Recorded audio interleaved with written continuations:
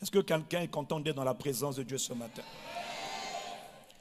Chaque fois que Dieu t'attire dans sa présence, je peux te dire que Dieu te fait une grande grâce. C'est une grâce d'être attiré dans la présence de Dieu. Quelqu'un dit Amen. Alors, comme moi aussi j'ai crié à Dieu ces derniers temps, je vous annonce que désormais, je vais finir le culte un peu plus tôt. Oui. Donc, je préfère vous le dire comme ça. Si je ne respecte pas, tu vas crier à Dieu pour moi. Donc, toi qui as l'habitude de venir en retard, apprends à honorer Dieu. Vous savez qu'une des manières de ne pas honorer Dieu, mais malheureusement, vraiment, quand Dieu dit mon peuple est détruit par son manque de connaissance, c'est terrible. C'est-à-dire une manière de ne pas honorer, en anglais on dit comment on dit, manquer de respect à Dieu, c'est juste d'être en retard quand tu as rendez-vous avec Dieu, c'est d'être en retard. Et tu vas dire, oui mais Seigneur, je me suis levé tard, j'avais machin, ok d'accord. Le jour où tu as rendez-vous avec un chef d'État, viens en retard. Et puis explique-lui pourquoi tu es en retard. Même moi là, si tu as rendez-vous avec moi, tu es en retard, je ne te reçois pas. Je ne te reçois pas. Ah, je suis désolé, le bus, mon frère, il fallait quitter plus tôt. Ça s'appelle la discipline et le respect. Oui, bien sûr que c'est la vérité. Donc apprenons à respecter Dieu. Parce que le Seigneur me disait, c'est triste quand même, hein, ça me fait mal. Vous savez, quand tu aimes les gens, puis tu veux que les gens avancent, mais parfois les gens eux-mêmes s'arrangent pour ne pas avancer. Et les gens veulent des grâces de Dieu, veulent marcher avec Dieu, mais ils ne veulent pas respecter le Dieu avec qui ils marchent. Ah. Est-ce que je parle à quelqu'un? Est-ce que je parle à quelqu'un? Donc une des manières de respecter Dieu, c'est d'être présent en time, à l'heure, quand tu viens dans la maison de Dieu. C'est pourtant simple. C'est pourtant évident, non? Non? Ou bien, ça aussi, il faut prier. Ou bien, il faut juste comprendre. Votre silence m'inquiète. Ça me fait penser au silence quand on te disait interrogation surprise, là tout le monde baisse la tête. Qui doit répondre? Tout le monde baisse la tête parce que personne n'a envie de répondre à la question. Sauf quelques zélés qui ont la réponse déjà à la question du professeur peuvent parler, mais la plupart du temps, on baisse la tête. Que Dieu nous aide vraiment à honorer la présence de Dieu. Je n'ai pas entendu ton amen. Les amis, Dieu est un Dieu d'ordre. Dieu est un Dieu de principe. Il a dit, moi l'Éternel, ceux qui m'honorent, je les honore. C'est-à-dire, parfois, je suis choqué de voir. On peut prier, et puis ne pas respecter celui à qui on adresse nos prières. Mais est-ce qu'il va répondre?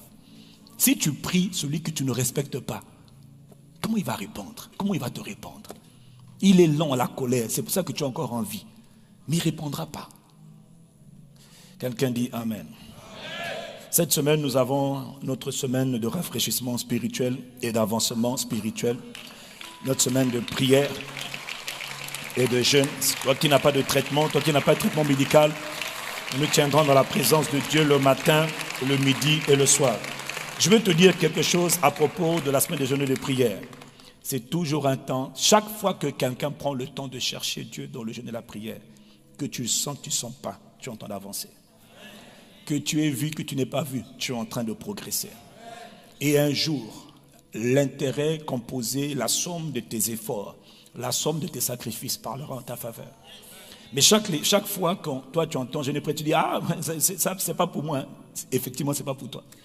C'est pas pour toi, c'est pas pour toi. Reste comme tu es et je peux déjà te prédire ce qui va arriver dans les temps difficiles parce que tout le monde connaît ce qu'on appelle les temps difficiles. Quelqu'un dit Amen et je continue. Donc rendez-vous, nous allons prier. Même si tu viens, Dieu voit quand tu te déplaces pour 1 heure, pour 2 heures. Dieu sait, Dieu voit. Dieu voit. Ne croyez pas que Dieu ne voit, Dieu voit. Dieu voit. Dieu connaît les efforts des gens. Dieu connaît.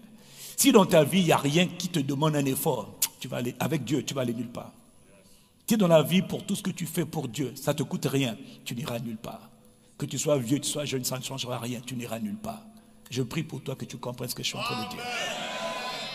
Nous sommes en train de parler de la nécessité de marcher avec Dieu et marcher par la foi. Quelqu'un dit Amen.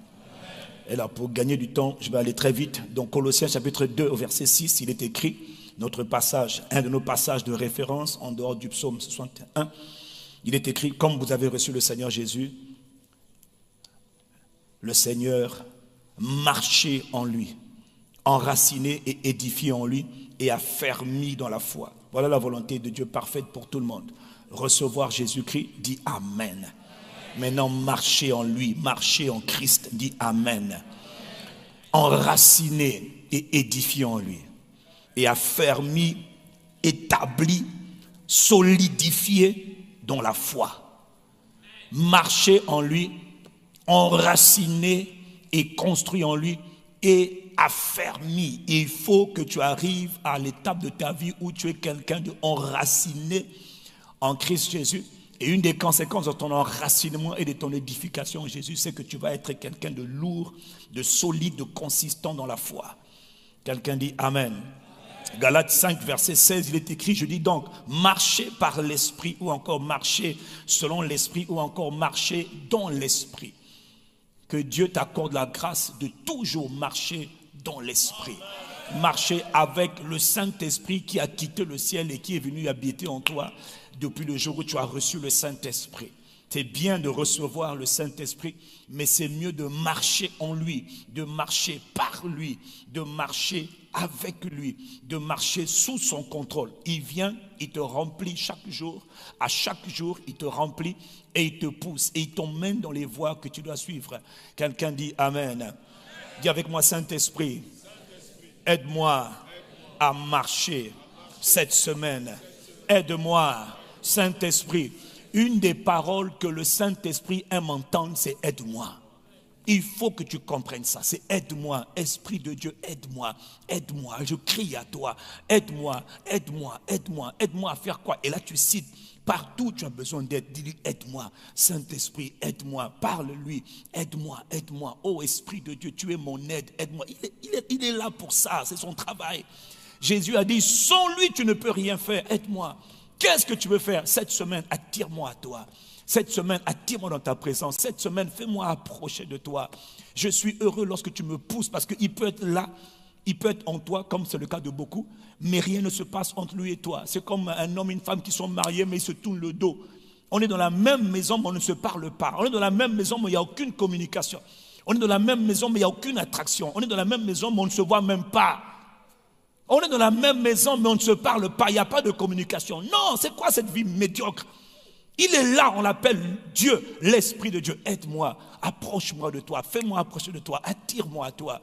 Fais-moi grâce cette semaine, aide-moi à me tenir dans le jeûne. Aide-moi, aide-moi, aide-moi. Dis Amen. C'est comme ça que Dieu marche avec les hommes. Les hommes apprennent à demander l'aide de Dieu. Aide-moi.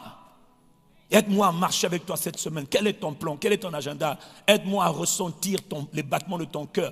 Aide-moi à percevoir tes fardeaux. Aide-moi à entendre ta voix. Rends-moi sensible à ta voix. Aide-moi à faire ce que tu veux que je fasse. Je ne sais pas qu'est-ce que je dois faire. Chaque jour je me lève, je ne sais pas, Seigneur. Aide-moi, je compte sur toi. Je lève mes mains, je me tourne vers toi. Esprit de Dieu, aide-moi. Aide-moi. Je ne suis pas en train de prier le Père. Je suis en train de parler au Saint-Esprit qui habite en moi. Il est le Père et le Christ qui est en moi. Je demande son aide. Je demande son aide. Aide-moi à être sensible. Remplis-moi de toi. Donne-moi le discernement spirituel. Aide-moi. J'ai besoin de toi. Aide-moi. Et quand je dis je suis sincère, ce n'est pas une formule religieuse. Oh non, non, on parle de cœur à cœur. Dieu n'aime pas les formules bêtes là donc. C'est ça là. Dieu est dans le cœur à cœur. Dieu est dans le cœur à cœur, dans l'intimité. Là, je suis dans l'intimité. Je suis dans la relation avec l'Esprit de Dieu. Merveilleux Saint-Esprit, aide-moi. J'ai besoin de toi, aide-moi, aide-moi. Aide-moi à marcher cette semaine, à marcher cette journée, à marcher avec toi. Oh, Esprit de Dieu, les hommes ont marché avec toi. Moi alors, qu'est-ce que je veux dire? Aide-moi. Fais de moi un homme qui marche avec toi sur la terre des vivants. Aide-moi. Je parle à Dieu. Et c'est ça mon cri. Je suis en train de parler à Dieu. Ça ressemble à une prière, mais c'est une crière. Parce que je crie à Dieu, aide-moi, aide-moi. La différence entre la prière et le cri, c'est que le cri, c'est la prière que l'on fait avec le zèle, avec la passion, avec le feu, avec le zèle, avec, tu vois. C'est pas, oh Seigneur, si tu le veux, fais ce que... Non, ça c'est bête. Faut te taire. Voilà pourquoi les gens ne progressent pas. On leur a appris à faire des prières sans odeur, sans saveur, sans sel, sans eau, sans rien. Des prières de mort comme ça là. Oh, si tu le veux. On dit aide-moi, je te veux. Mon âme a soif de toi, aide-moi. Aide-moi. Et quand je dis je suis sincère, j'ai besoin de toi. Ça peut rester comme ça pendant 1 heure, 2 heures. Aide-moi, les brassos paradés. Aide-moi, mon Dieu, je te veux, j'ai besoin de toi. À chaque jour, j'ai besoin de toi. C'est toi mon amour, c'est toi mon aide, c'est toi mon Dieu. Jésus, en montant, Jésus a souffert pour que toi tu viennes. Aide-moi. Saint-Esprit, tu es Dieu, aide-moi. Tu habites en moi, bienvenue, mais aide-moi, j'ai besoin de toi. Aide-moi, mon Dieu, j'ai besoin de toi. Mon âme a soif de toi. Aide-moi à avoir faim de toi. Aide-moi à avoir soif de toi comme jamais je n'ai eu soif de toi. Aide-moi à aller plus loin avec toi. Aide-moi à te connaître afin que je te fasse connaître. Dans cette génération, les gens ne te connaissent même pas. Je ne demande pas, aide-moi à être pasteur. Non, aide-moi à faire ce que tu m'as appelé à faire. Parce que même dans le travail de pasteur, je ne sais pas c'est quoi pasteur. Je ne sais pas c'est quoi pasteur. Je ne sais pas comment on fait. Aide-moi. Je ne connais rien. Toi-même tu sais que je ne connais rien. C'est comme ça qu'on parle à Dieu. Aide-moi, je ne sais pas. Là, tu viens, tu dis, bon, je vais prier au nom de l'Éternel. Foutaise, ça c'est la foutaise. Quel est le nom de l'Éternel là? Aide-moi à prier. Aide-moi à toucher ton cœur. Je n'ai pas envie de prier pour prier. Que mes prières soient entendues. Et quand tu as entendu, tu me réponds, Père. Aide-moi à prier le Père. Parce que le Père t'a donné pour que je prie par toi. Il a dit, faites par l'Esprit toutes sortes de prières. Alors, comme c'est par toi que je dois le faire, aide-moi à prier afin que le Père entende et que le Père m'exauce. Et le Père dit, ah, toi tu es intelligent. Parce que tu dépends de mon esprit. Et le Père chérit l'esprit qu'il a fait habiter en toi. Aide-moi. Esprit de Dieu, aide-moi. Quelqu'un dit Amen. On marche avec Dieu comme ça là. Aide-moi. J'ai besoin de toi. Holy Ghost, j'ai besoin de toi. J'ai besoin de toi. Saint-Esprit. Hey! Donc toi tu es en moi, puis ma vie est ordinaire, je refuse. Je refuse. Je ne serai pas un homme ordinaire. Je ne serai jamais un homme ordinaire. Fais de moi un instrument du réveil. Oh! Et quand je parle du réveil, il n'y a pas que le réveil spirituel. Jésus était un instrument. Par Jésus, les entreprises ont connu la vie. Par Jésus, les entreprises mortes de Pierre et frères. Pierre et frères, les autres. Donc, Jésus, il réveille tout. Il est le Dieu qui donne la vie à tout ce qui est mort. Là où il y a la mort, il donne la vie. Pourquoi tu crois que le réveil n'est que ecclésiastique? Non. Il y a le réveil ecclésiastique. Il y a le réveil social. Il y a le réveil économique. Il y a le réveil politique. Il y a le réveil dans tous les... Le réveil, c'est dans tous les domaines. C'est-à-dire que Dieu vient, il embrase les gens, il embrase les peuples. Aide-moi. Fais de moi un instrument de réveil. Fais de moi un messager de ta part. Fais de moi un témoin. Aide-moi. Est-ce que je suis en train de parler à quelqu'un? Aide-moi, Esprit de Dieu, aide-moi. Si tu fais ça régulièrement, tu vas aller loin. Mais toi qui ne demandes jamais rien. Oh, si Dieu le veut, je vais me lever. Si Dieu le veut, oui, on dit si Dieu le veut, je ferai ou ceci. C'est vrai, mais ce n'est pas dans le contexte. Là, on demande l'aide de Dieu parce que Jésus a dit dans Jean 15, verset 5, sans lui, vous ne pouvez rien faire. Sans qui? Le Saint-Esprit, le paraclet. On l'appelle le paraclet, ça veut dire l'aide. Donc toi, on te dit que quelqu'un vient pour être ton aide, toi tu n'en profites pas. Il est ton aide et toi tu es là indifférent. Et tu vas vivre comment? Sans lui, tu vas faire comment? Il est la personne la plus crainte du monde des ténèbres. C'est pourquoi il est l'envoyé de la présence de Dieu. Dieu ne quitte jamais le ciel. Mais quand Dieu quitte le ciel, c'est son esprit qui quitte le ciel. Donc tu as besoin de qui? Quand il est venu oint un homme qu'on appelait Jésus de Nazareth, à l'âge de 30 ans, il a oint cet homme qui était né de prophéties angéliques. On avait dit qu'il serait le sauveur, mais pendant 30 ans, il n'avait rien fait. Ce Jésus, ce qu'on avait prophétisé, ce Jésus que les anges étaient venus adorer, ce Jésus pour qui une grande promesse avait été annoncée. 30 ans, rien. Le ciel était fermé. Mais quand lui, qu'on appelle le Saint-Esprit, est descendu sur lui, à l'âge de 30 ans, quand il est descendu du ciel, quand le ciel s'est ouvert, il est venu, il a oint Jésus. La vie de Jésus, il y a eu un avant, il y a eu un après. Comment toi, il est venu en toi et ta vie est toujours au même niveau? Je refuse, aide-moi. Mon Dieu, aide-moi. Aide-moi. Tu as aidé Jésus. Ah, mais moi alors, je suis là. Jésus n'est pas là, mais je suis là. Je suis petit frère de Jésus. Je suis petite soeur de Jésus. Tu as aidé Jésus, aide-moi. Oh, mais dis Amen. Aide-moi, aide-moi, aide-moi. Ne me laisse pas. Aide-moi. Tu as aidé Jésus et moi alors. dit, mais je n'attends que ça, lui m'honorer. Mais aide-moi à t'honorer alors. Aide-moi à te respecter. Je suis ignorant, je ne connais rien. C'est toi, Jésus a dit, quand il viendra, il vous enseignera toutes choses. Alors enseigne-moi, je ne connais pas. Je suis comme un disque dur qui est vierge. Je suis comme une clé USB qui est vierge. J'ai besoin de ta présence, de tes paroles. Aide-moi. Aide-moi. Ne me laisse pas là où je suis. Je ne peux pas rester là où je suis, je refuse. Je ne peux pas. Non, un grand prix a été payé. Le Fils de Dieu a été offert en sacrifice. Donc maintenant le sang a été versé pour que toi tu viennes. Et comme tu es là, on l'appelle l'aide. On l'appelle l'aide. Dis avec moi mon aide. Aide-moi. Toi qui es là-bas au fond, tu ne peux pas dire aide-moi. Aide-moi. Holy Ghost. Esprit de Dieu, aide-moi. Élève ta voix et dis-lui aide-moi. Dis-lui le domaine dans lequel tu as besoin de son aide. Parle à Dieu. Dans quel domaine tu as besoin d'être aidé? Parle-lui. Aide-moi. Est-ce qu'il y a un domaine dans lequel tu veux être aidé par l'Esprit de Dieu? Est-ce qu'il y a un domaine où tu as besoin de son aide? Aide-moi, aide-moi, aide-moi.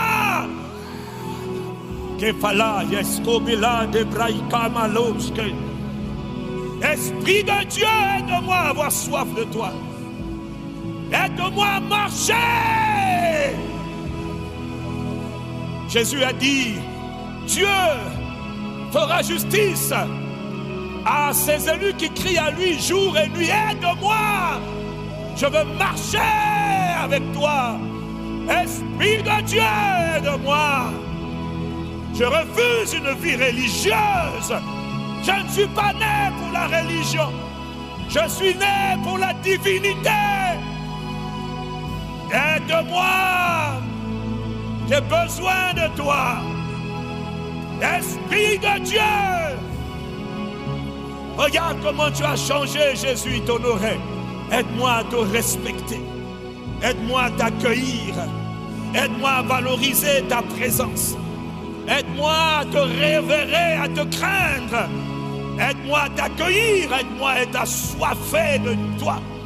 Aide-moi, crée en moi la soif. Aide-moi, j'ai besoin de toi, je crie à toi. Aide-moi à grandir. Aide-moi à grandir dans la foi.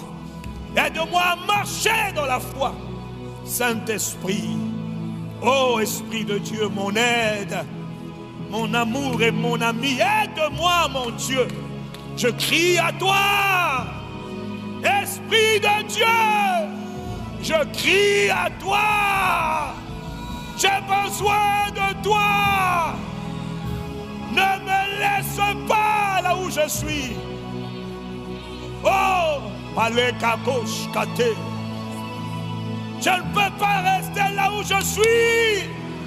Je crie à toi. Mon aide est mon aide. Jésus a dit, quand tu seras venu, tu me conduiras dans toutes choses. Tu me conduiras dans le chemin que je dois marcher. Aide-moi à marcher là où tu m'appelles à marcher. Aide-moi, Esprit de Dieu. Tu es le Saint-Esprit. Tu es le Paraclet. Tu es l'Esprit de la promesse. Tout a été misé sur toi maintenant que tu es là. Aide-moi à te connaître. Aide-moi. Oh, comment marcher avec un Dieu aussi grand? Aide-moi, je ne sais pas marcher avec Dieu. Je ne connais pas Dieu, mais je veux connaître Dieu. Je crie à toi, aide-moi. Aide-moi à marcher avec Dieu. Je suis fatigué de l'Église dans sa forme actuelle. L'Église n'est pas pour la mort. L'Église, c'est pour la vie. L'Église du Dieu vivant. Aide-moi. Je crie à toi, aide-moi. Sauve-moi de là où je suis. Ne me laisse pas dans la dimension. Je ne suis pas né pour vivre la vie que je vis aujourd'hui. Je crie à toi.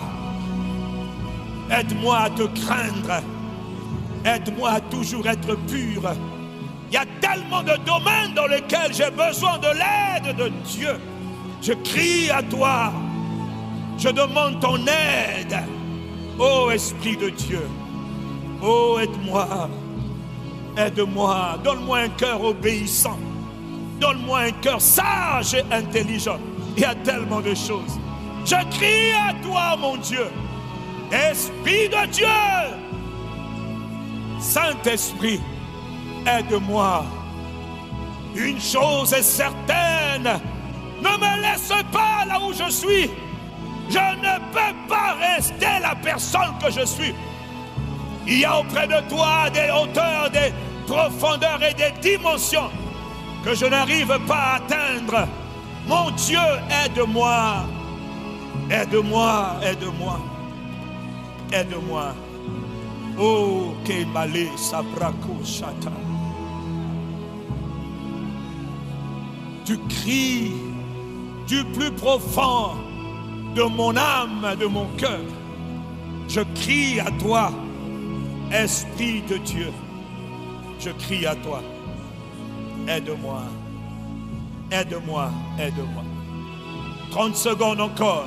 Parle à Dieu. C'est comme ça qu'il vient aider les hommes qui crient à lui. Quel est le domaine? Il y a tellement de choses. Mais choisis au moins un domaine ou quelques-uns où tu parles à Dieu. Il dit quand le malheureux crie, l'Éternel entend. Mais tu peux pas fatiguer d'avoir une vie tellement ordinaire. Une vie si ordinaire, je crie à toi. Délivre-moi de cette vie misérable. Délivre-moi de ma misère. Une vie de misère, délivre-moi. Toi qui transformes les hommes, incapables comme moi, je crie à toi.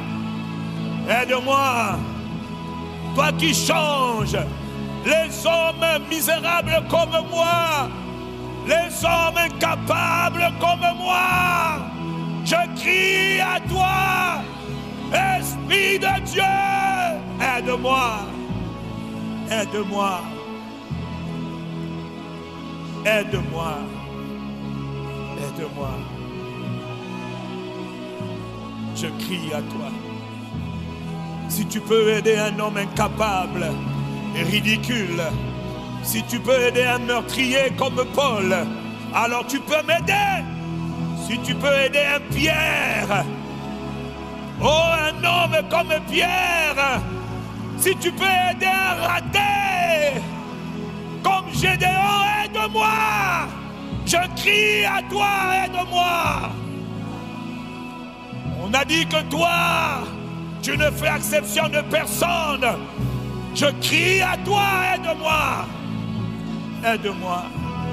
Aide-moi. Esprit de Jésus-Christ, mon amour et mon aide. My help, my help. Holy Ghost, mon aide, mon aide. À l'aide. Je crie à Dieu. Oh, s'il y a un Dieu dans le ciel pour entendre ma prière, oh, je crie à toi. Ne me laisse pas là où je suis. Regarde-moi, je ne suis pas créé pour opérer comme j'opère. Je ne suis pas créé pour vivre comme je vis. Je crie à toi. Aide-moi, secours-moi, sauve-moi de cette vie de misère, cette vie misérable. Ne me laisse pas là où je suis. Je crie à toi.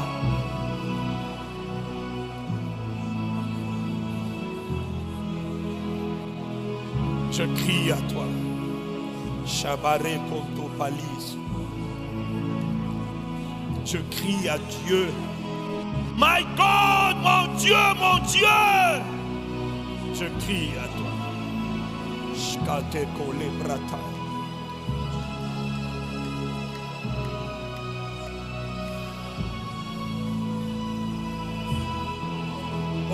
toi qui écoutes les prières. Je crie à toi. Est-ce que c'est pour cela que Jésus est mort? Est-ce pour cette église-là que Jésus est mort? Une église malade, misérable? Non! Aide-nous! Je crie à toi! Oh, je crie à toi! Jésus n'est pas mort pour ce genre d'église, mais Jésus est mort pour une église sans tache, ni ride, une église glorieuse, pas une église honteuse. Je crie à toi! Je crie à toi.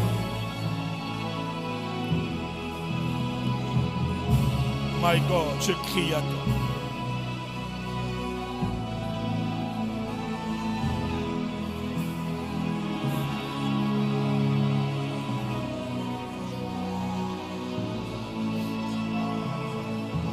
Alléluia, je crie à toi. Merci de nous aider.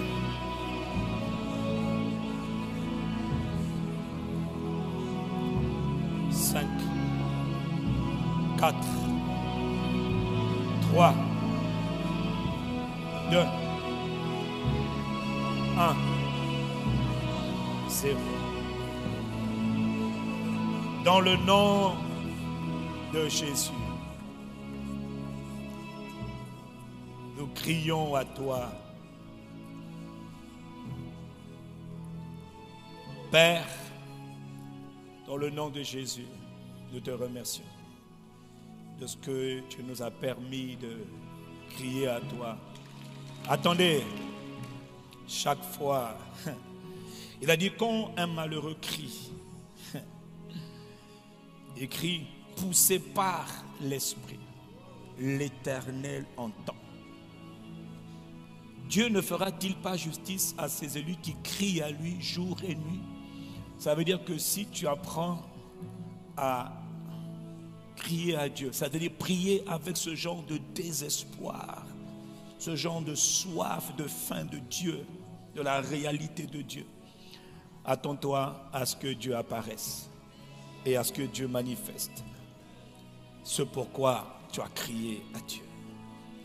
Il dit il ne faut pas crier une fois, il faut crier jour et nuit jusqu'à, c'est-à-dire tant qu'on n'a pas atteint le but de ce qu'on cherche, on n'arrête pas de crier à Dieu.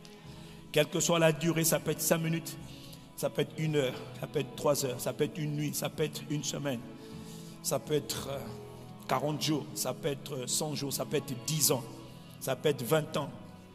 John Knox a crié à Dieu 20 ans pour que Dieu passe par lui pour transformer un pays qu'on appelle l'Écosse.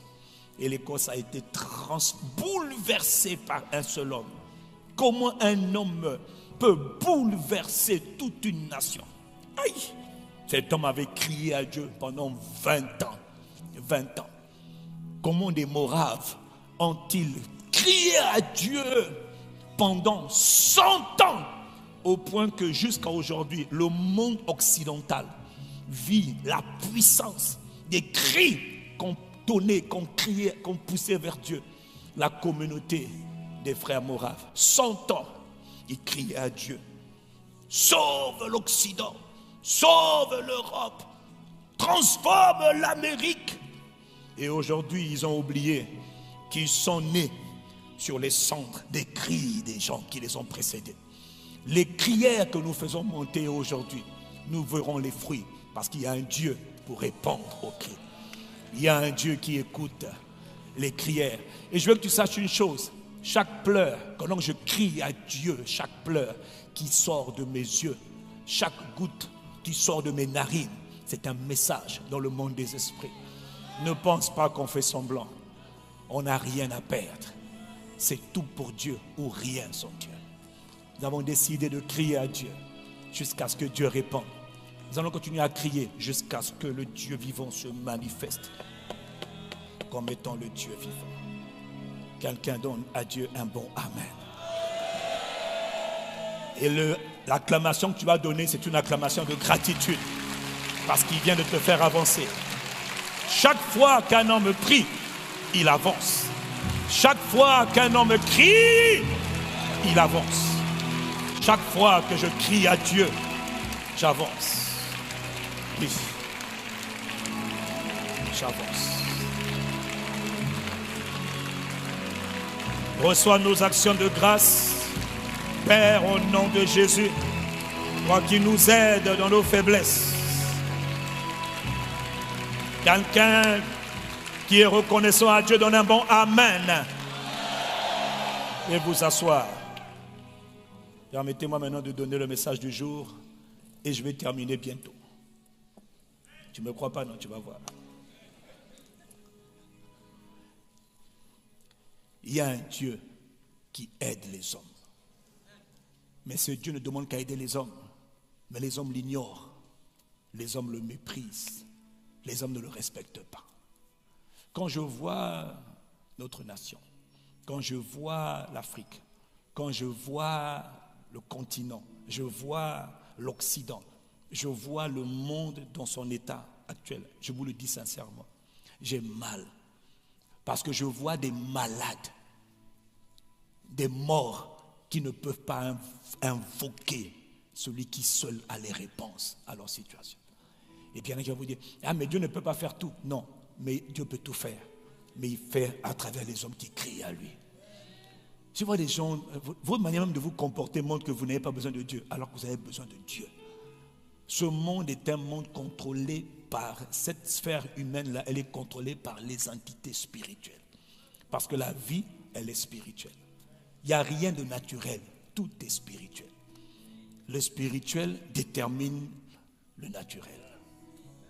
Tout vient du monde spirituel. Quelqu'un dit Amen. Pendant que tu es en train de m'écouter, tu penses, non? Tu as des pensées. Quand tu te réveilles le matin, tu es dans ton lit, mais tu parles, non? Mais ta bouche est fermée. Comment ça se fait que tu... Mais il y en a même des fois, tu chantes, mais ta bouche est fermée. Tu es dans ton lit. Mais qu'est-ce que tu es en train de chanter? Qui parle? La vie n'est pas ce que tu crois. La vie, ce n'est pas la matière. La vie, c'est l'esprit. Tout est esprit. Tout commence dans l'esprit. Quand je pense, je suis en train de parler, mais c'est mon esprit qui parle. La vie est spirituelle. Arrête de te comporter comme quelqu'un de tellement charnel que tout est lié à la terre. Non, ce n'est pas vrai. Sur la terre, tout est spirituel. Quelqu'un dit Amen. Je vais développer un peu, puis on va terminer, on va continuer la semaine prochaine. Et puis non, on va même continuer pendant la semaine de jeûne et de prière, selon que l'Esprit va nous conduire. Parce que pendant la semaine de jeûne et de prière, on partage la parole et on prie. Partage la parole et on prie. Partage la parole et on prie. Vous savez pourquoi parfois je déborde beaucoup dans les cultes? C'est parce que j'ai le fardeau d'enseigner. Pour que tu comprennes. Je suis comme Paul. Je suis comme Jésus. Moi aussi, je sais qu'un jour, je ne sais pas, mais je sais qu'un jour, je n'aurai plus la liberté de faire tout ce que je fais. Donc je profite, je maximise, je donne. Paul devait partir, il a donné. Toute une nuit, même quelqu'un est mort, il a relevé, puis il a continué à donner. Il y a des moments où tu sens le fardeau de transmettre, afin que tu reçoives. Parce que si on ne te donne pas la parole, tu ne seras jamais rien. Oh. Si on fait que prier sans la parole, ça ne marchera pas. On prie sur la base de la parole. On crie à Dieu, on prend la parole, puis on parle à Dieu. Quelqu'un dit Amen. Dis avec moi, Saint-Esprit, aide-moi à marcher par la foi. Nous avons dit, dans Hébreux 10, verset 38, que le juste vivra par la foi. Et s'il se retire en arrière, Dieu dit, je ne prendrai pas plaisir en lui. Dis Amen. Donc, marcher avec Dieu, on a vu beaucoup de choses. Maintenant, on est en train de parler de marcher avec Dieu. Marcher avec l'Esprit de Dieu, qui est en toi, oblige, nécessite que tu marches, que tu apprennes. Parce que là, en fait, il faut apprendre. Craindre Dieu, ça s'apprend. Aimer Dieu, ça s'apprend. En fait, tout s'apprend. Voilà pourquoi on dit aide-moi. Dis Amen. Dis Amen. Amen. Et là, on parle d'apprendre à marcher avec un cœur de foi. Avec pas un cœur seulement obéissant, pas un cœur seulement soumis, pas un cœur seulement assoiffé, et tout ce qu'on a déjà vu, mais un cœur de foi. C'est-à-dire un cœur qui fait confiance à Dieu. Un cœur qui fait confiance à Dieu. Et on a vu, personne ne peut marcher, vivre avec Dieu s'il n'a pas la foi en Dieu. S'il n'apprend pas à faire confiance en Dieu, laisse tomber, ça ne marchera pas. Même quand on se marie, à moins qu'on fasse un faux mariage, comme beaucoup, mais les vrais mariages, la base du mariage, le vrai mariage, c'est d'abord la confiance. J'ai confiance en toi, tu as confiance en moi. Et sur la base de la confiance mutuelle, on vous déclare mari et femme. Mais si le jour du mariage, je te vois toi en face de moi là, que tu es un gros menteur et toi, tu es une grosse menteuse, quel genre de mariage on va aller? Ah, ok. Là maintenant, on fait ce qu'on appelle du Hollywood. C'est du cinéma. Le vrai mariage, le fondement, c'est la confiance. Si quelqu'un me suit, dit Amen. Donc on a vu que personne ne peut marcher avec Dieu s'il n'y a pas d'abord la confiance. La bonne nouvelle, c'est que la confiance, moi ça fait 29 ans, par la miséricorde du Seigneur, que je me suis marié. Ça fait 31 ans que je suis avec elle. 2 ans de fiançailles, sans se toucher, je ferme la parenthèse, je n'ai rien dit de mal. Donc ça fait quand même 31 ans. Donc en 31 ans, tu apprends à mieux connaître quelqu'un. Il y a une connaissance que tu as au début, et puis la connaissance grandit. La connaissance grandit. Et quand la connaissance grandit, la confiance grandit.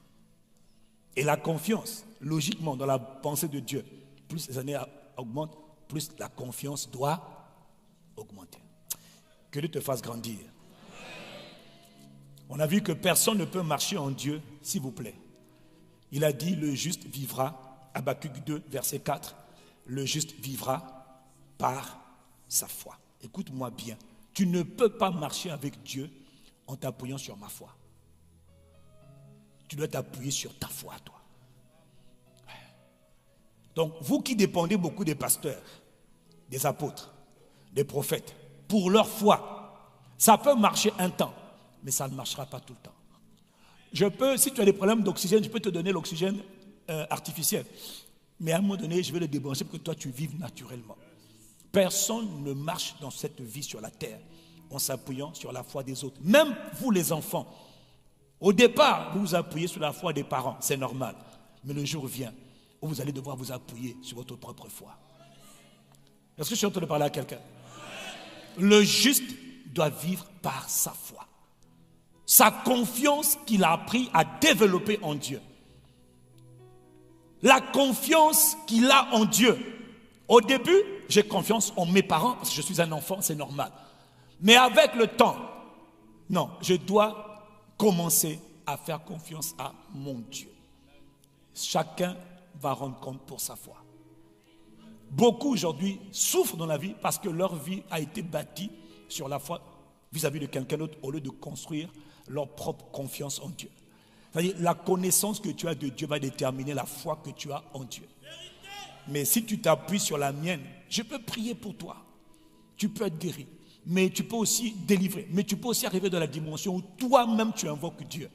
Et Dieu toi-même répond. Et maintenant, quand tu invoques Dieu pour les autres, Dieu aussi répond toujours par toi. Mais toi-même, tu dois apprendre à vivre par ta foi. Donc arrête d'espérer vivre en comptant sur les autres. Madame, toi qui vis en comptant sur la foi de ton mari, c'est une erreur. Le juste vit par sa foi. C'est-à-dire par la foi, la confiance qu'il a en Dieu. Est-ce que tu fais confiance à Dieu? Est-ce que tu as appris à faire confiance à Dieu? Le juste doit vivre par la confiance qu'il a en Dieu. Est-ce que je peux continuer? Est-ce que je peux continuer?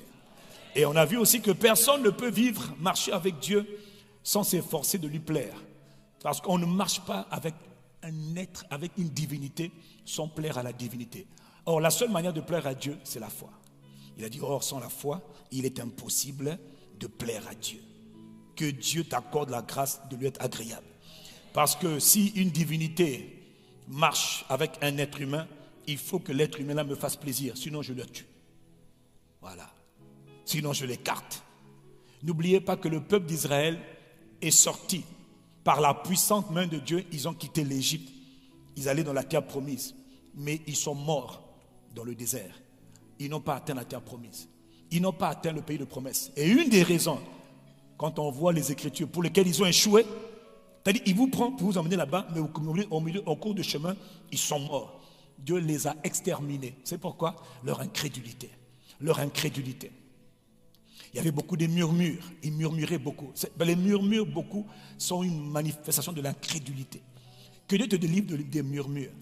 Les murmures, c'est quand les gens sont toujours en train de dire: ah, moi, Dieu ne m'aime pas. Ah, moi, qu'est-ce que moi j'ai fait à Dieu? Pourquoi ça m'arrive à moi? Ah, en tout cas, on dirait que. Hey! Tu es en train de te tuer toi-même. Tu ne parles pas. En fait, tu parles contre Dieu, mais ce que tu dis là, ça te détruit toi-même. Est-ce que je suis en train de parler à quelqu'un? Est-ce que je suis en train de parler à quelqu'un? Donc, attention, sans la foi, on ne peut pas plaire à Dieu. Mais il est écrit aussi, non seulement, donc tu as besoin de la foi pour plaire avec Dieu. On ne marche pas avec une divinité si on ne lui plaît pas. On ne marche pas, même les sorciers savent ce principe. Tu ne marches pas avec une divinité si tu ne plais pas à la divinité. Jamais. Jamais. Que Dieu t'accorde la grâce de plaire à Dieu. Voilà pourquoi nous vivons pour lui plaire. Ou comme dit Paul, nous nous efforçons de lui plaire, de lui être agréable. Dis Amen. Et ça, c'est un sujet de prière pour dire: aide-moi à être agréable. Aide-moi à te faire plaisir. Aide-moi à vivre pour ton plaisir. Parce que ce n'est pas naturel. Il faut que tu m'aides. Il n'y a rien de naturel. Il faut que tu m'aides. Dis Amen. Je continue.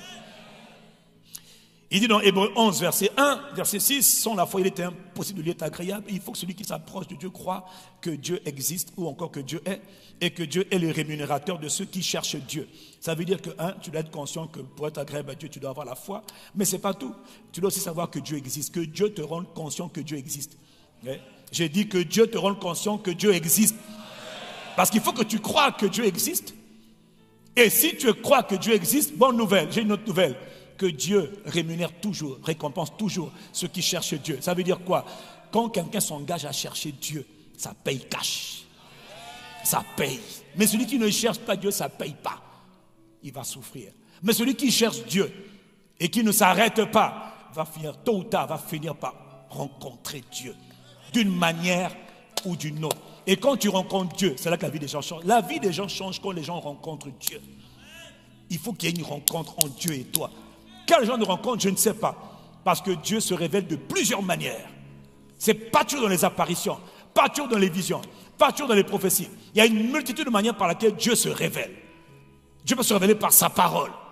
Tu lis une parole, tu entends une parole, tu es touché, boum, Dieu te parle à toi directement. Dieu se révèle de multitude de manières. Ce qui est important, c'est que Dieu se révèle. Quelqu'un dit Amen, j'avance. Quelqu'un dit Amen.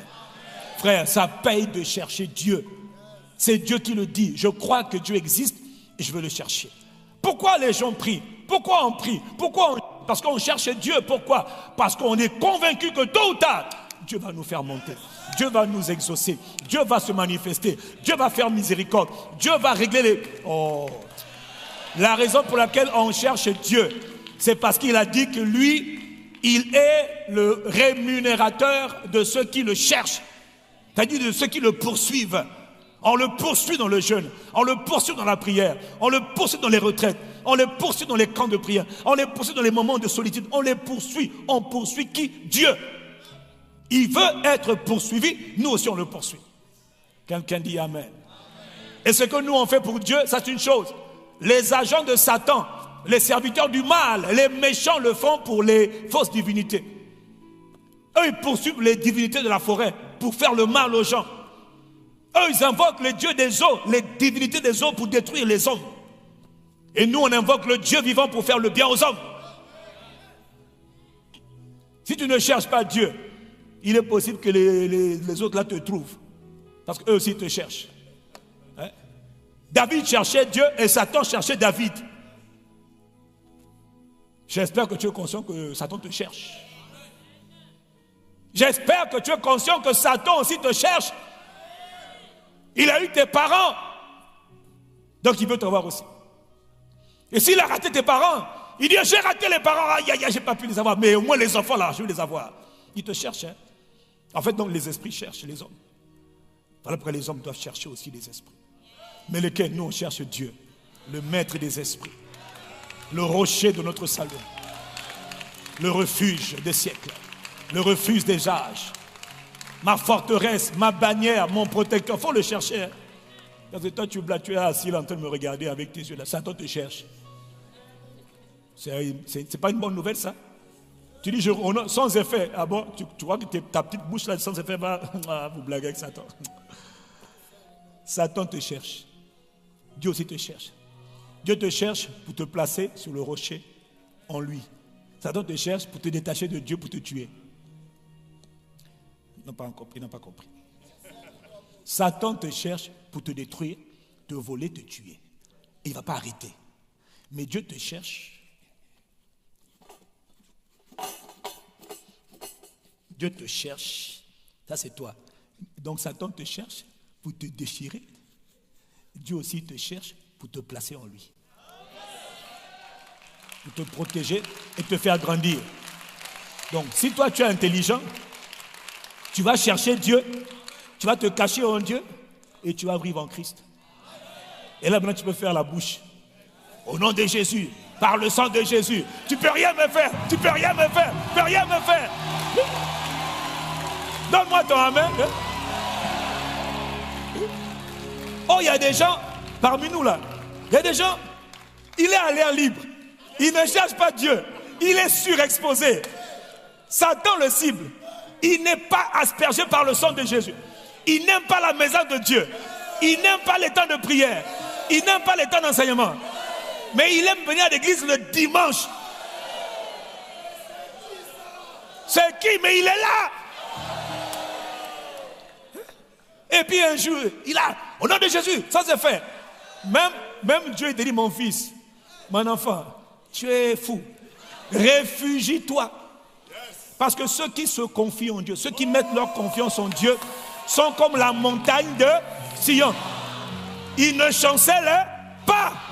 Quelles que soient les tempêtes qu'on envoie contre la montagne, il dit, elle est affermie. Il dit, elle ne bouge pas. Elle ne tremble pas. Elle n'est pas, elle peut être remuée, mais elle ne tombe pas. Quelqu'un dit Amen. Mais beaucoup d'entre nous là, vous êtes des indépendantistes. Des indépendantistes spirituels. Satan te cherche correctement. Voilà pourquoi il a dit, soyez sobres, éveillés. Votre adversaire, il fait quoi? Ah, miroite pourquoi? Pour se promener? Il cherche, qu'est-ce qui va? Miam miam. Donc tu es un sandwich potentiel pour Satan. Il faut comprendre, Satan te cherche, le diable te cherche, les esprits maléfiques te cherchent. Jusqu'à aujourd'hui, ils ne t'ont pas encore eu comme ils veulent. Oui. Ils vont s'arrêter quand tu vas mourir, bien même dans la plus horrible des morts. Là, ils seront dit, ah, elle a eu. Continue à blaguer. Mais il ne faut pas seulement refuser. Le monde spirituel, ce n'est pas juste que je refuse, c'est que je me cache. Je me cache. Il dit, soumettez-vous à Dieu. Soumettez-vous à Dieu. Résistez au diable. Il y a beaucoup de résistants à Satan ici sans soumission. Et ils ne se soumettent pas à Dieu. Ils ne s'abandonnent pas. Le mot soumettre, ça veut dire lâcher. Je lâche prise. J'arrête de lutter avec Dieu. Je m'humilie sous la puissante main de Dieu. Je me soumets à Dieu. C'est-à-dire, j'arrête de lutter avec Dieu. J'arrête de dire, ah, mais j'ai des... J'arrête de raisonner. Je me soumets à Dieu. C'est-à-dire, je lâche. Et quand je lâche, Dieu maintenant prend le contrôle. C'est là maintenant qu'il dit, résistez. Toi, tu penses que tu vas résister à celui qui détruit les territoires, les régions du monde. Il contrôle. Il a détruit Adam, Ève, première créature. Il a séduit la terre entière. Tu penses que toi, tu vas le résister avec ton libako, le bracat. Non, il y a plus que le parler en langue. Il y a la soumission qui vient du cœur. On s'humilie devant Dieu. Et quand je me soumets toujours par la foi. Parce que tout ce qu'on fait là, c'est par la foi. Mais le mot soumission, c'est je capitule. Toi, les gens qui résistent à Dieu, même quand ils t'envoient la parole, ils te disent fuis l'implicité. Même rien que fuir l'implicité, tu n'arrives même pas. Et tu la rapakoshakata la bara.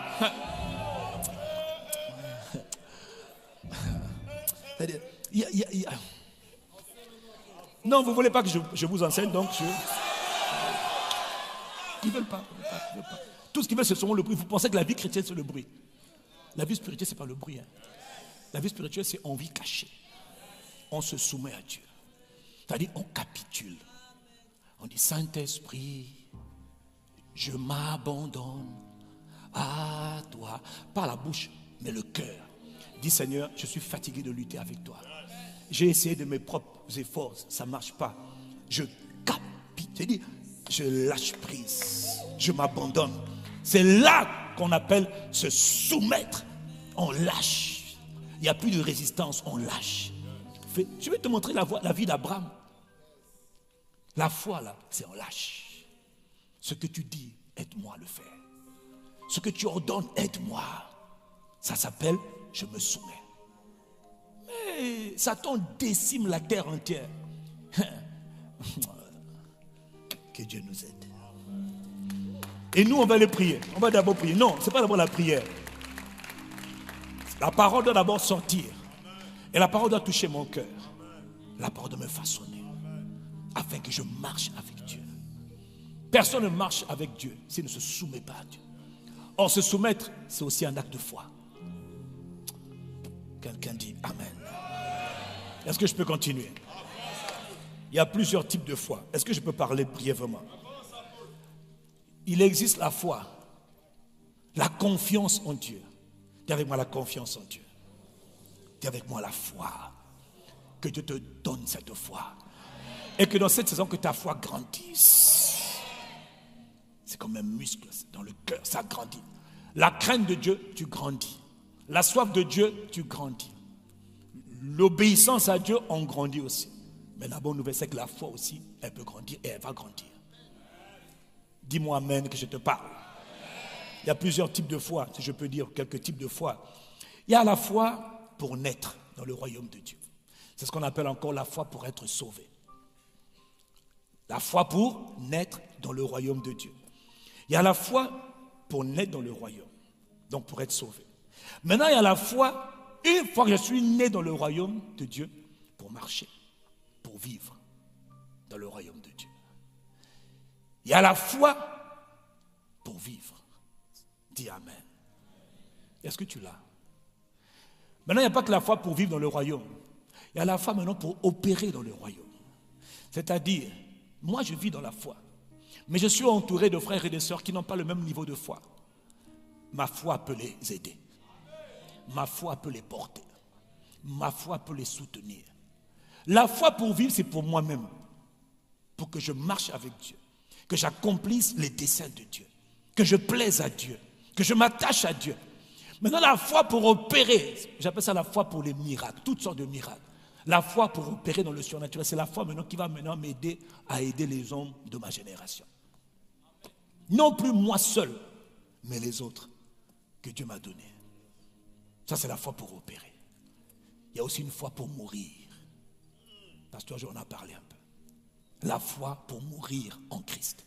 Donc, il y a la foi pour naître en Christ. Il y a la foi pour marcher en Christ.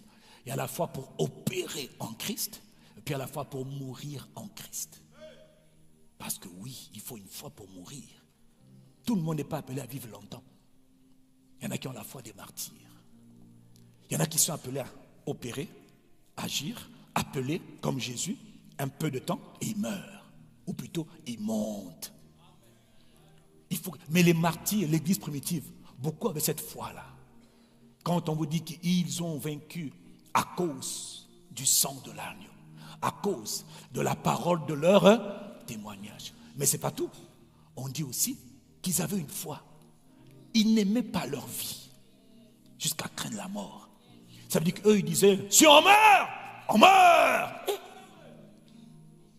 On est prêt à mourir pour Jésus, le Fils de Dieu en qui nous avons cru. Ils avaient une foi pour être des martyrs. Et eux, on ouvrait le Colisée de Rome. On ouvrait les stades.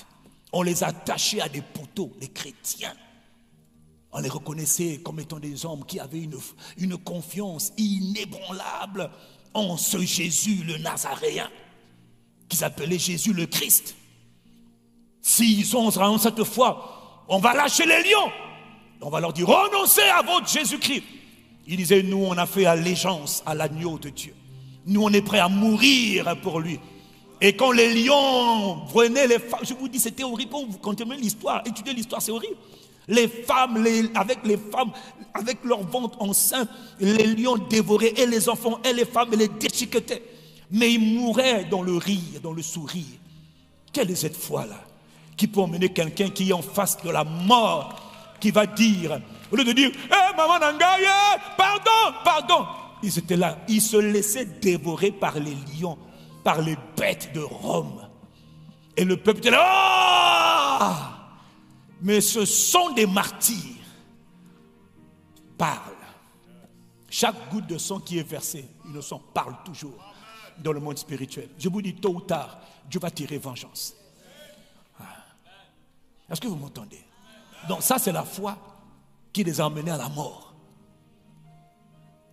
Je prie pour toi que tu vives par la foi. Soit que tu sois en vie, soit que tu meurs, mais que tu meurs dans la foi. Il faut mourir dans la foi. Si tu ne meurs pas dans la foi, tu vas renier Dieu. Tu risques de faire des choses que tu n'aurais jamais dû faire. Juste parce que tu voulais, sauf qui peut, par tous les moyens, je veux rester en vie. Oh homme folle, oh homme fou, femme folle.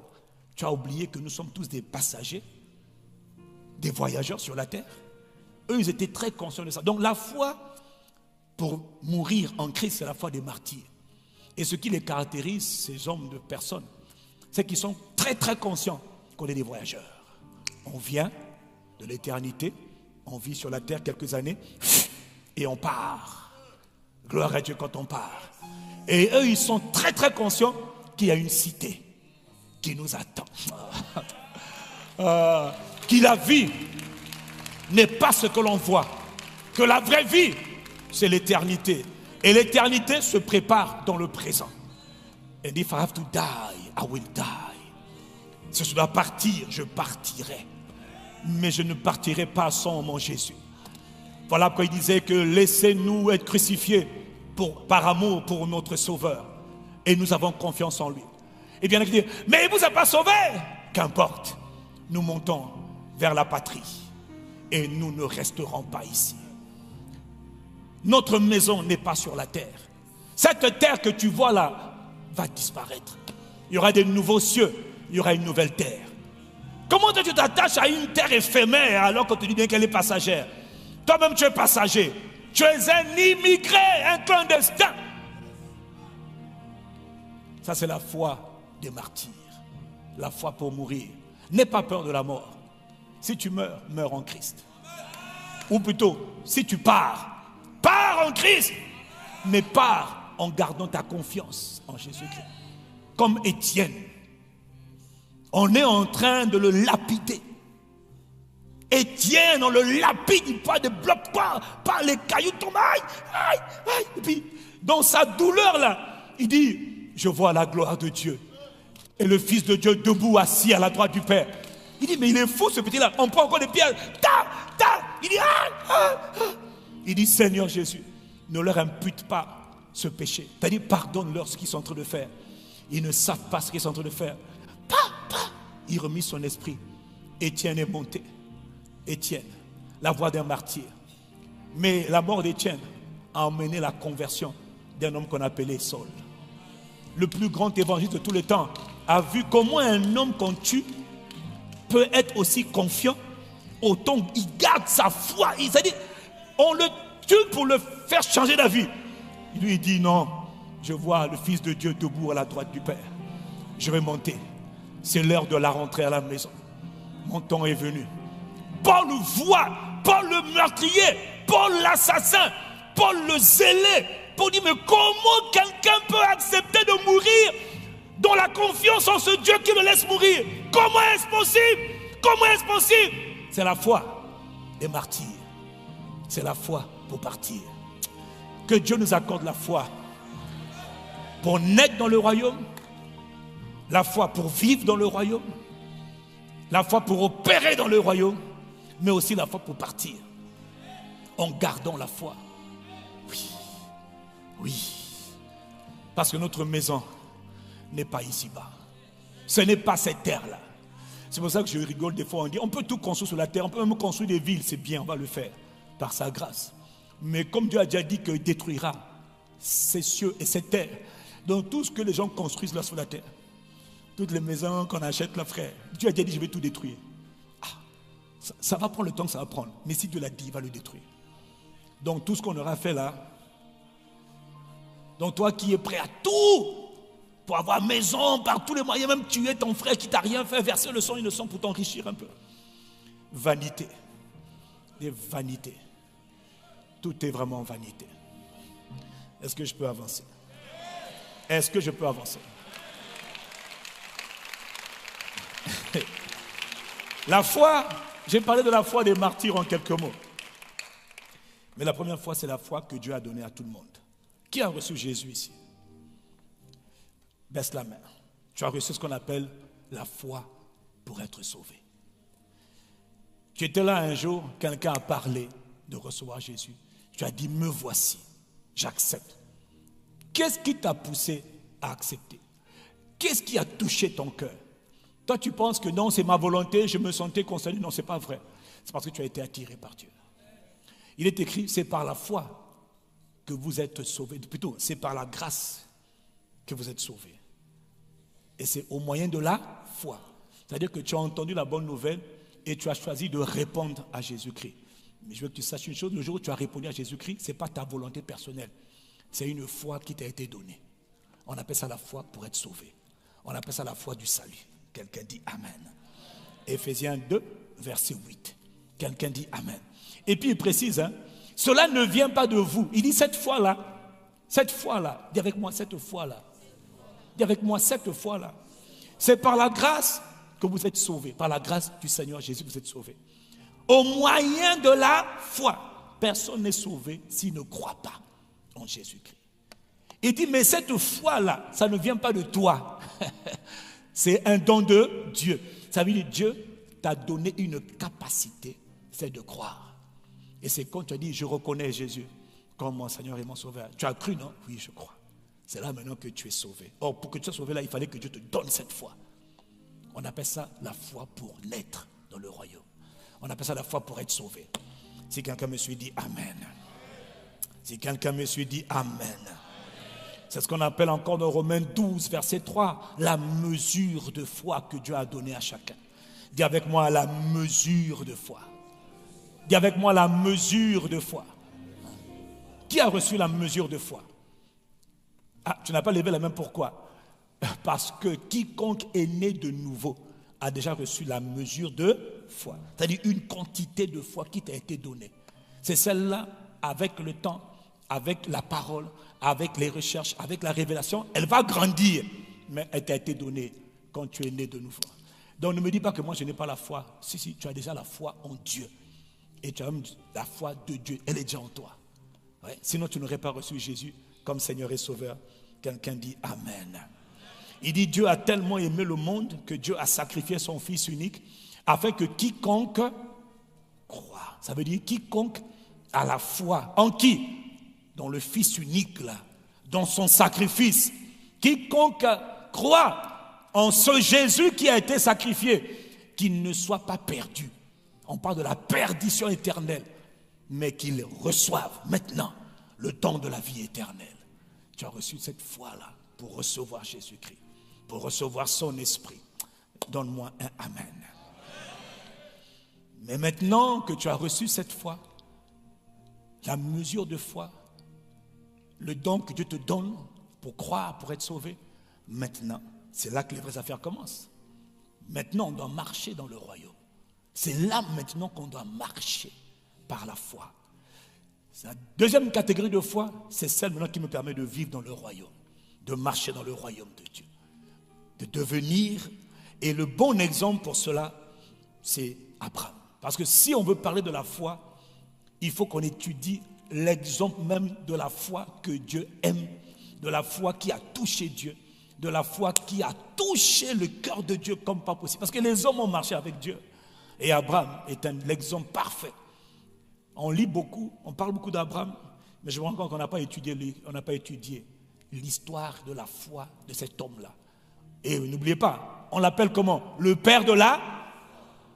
Donc si tu dois étudier, comment un homme païen qui ne connaît pas Dieu, qui n'a jamais entendu parler de Dieu, qui connaît d'autres divinités, mais il ne connaît pas le Dieu des dieux, il ne connaît pas le Seigneur des seigneurs. Comment un homme, il est païen, c'est pas un incroyant, hein? C'est un adorateur de d'autres divinités.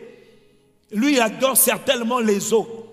Il adore peut-être les dieux, les divinités de la terre, les divinités des ancêtres, la terre, les forêts, les enfers, donc les morts. Il adore toutes sortes de divinités, mais il n'adore pas le Dieu vivant. Comment un homme à qui Dieu apparaît pour faire de lui un exemple pour tous ceux qui croiraient. Je prends cet homme-là qu'on appelle Abraham. Il est à Ur, en Chaldée, en Mésopotamie. Dieu choisit un homme. Il choisit un homme ordinaire, un âge avancé. Il dit, je veux faire de toi un exemple pour toutes les générations. Toi, je te choisis pour que tu marches avec moi. Dans Acte 7, il est écrit, au verset 2, je crois, Étienne parle, il dit, vous savez comment le Dieu de gloire apparu à Abraham. Donnez-moi Acte 7, verset 2. Il dit, le Dieu de gloire, il dit, homme, frère et père, écoutez, le Dieu de gloire apparu à notre père Abraham. Que Dieu t'emmène dans la dimension entre octobre et décembre. Non. Que Dieu... Ok. Plusieurs, je n'ai même pas une prière, plusieurs vont vivre le Dieu des apparitions. Oui. Il me disait ce matin que je vais emmener mon église, ceux qui vont m'écouter, dans une dimension où ils vont expérimenter le Dieu des apparitions. Oui, parce qu'il apparaît de plusieurs manières. Mais ce qui fait que tu sais qu'il t'est apparu, c'est que tu sais qu'il t'est apparu. C'est certain, il dit j'ai vu. D'autres ils vont dire j'ai senti. D'autres ils vont dire j'ai entendu. D'autres ils vont dire j'ai contemplé. D'autres ils vont dire j'ai touché. Moi je ne sais pas comment, mais je te dis il y a un Dieu qui apparaît aux hommes. Parce que pour t'emmener dans cette dimension de la foi, il faut que toi tu saches que Dieu... Ah non, il faut que Dieu apparaisse. Je prie pour toi afin que le Dieu des apparitions, oui. En parenthèse, quelle que soit la manière par laquelle il apparaît, il va apparaître. Mais ce n'est pas le fait qu'il apparaisse qui fait la différence. Parce que Salomon, il a eu 2 apparitions de Dieu. Salomon a eu 2 apparitions. Salomon revient. Il n'est pas revenu. Première apparition, Salomon revient. 2 apparitions de l'éternel Dieu à Salomon. Son cœur était tellement fermé qu'il n'est pas revenu. Donc Dieu peut apparaître. Ça ne veut pas dire que l'homme va obéir. Dieu peut apparaître. Ça ne garantit pas que l'homme va obéir. Toi, tu n'as pas vu la nuée qui conduisait le peuple le matin. Toi, tu n'as pas vu la colonne de feu qui conduisait le peuple la nuit. Frère, imagine-toi que tu es là pendant que je parle. Tout le monde voit une nuée de feu derrière moi là.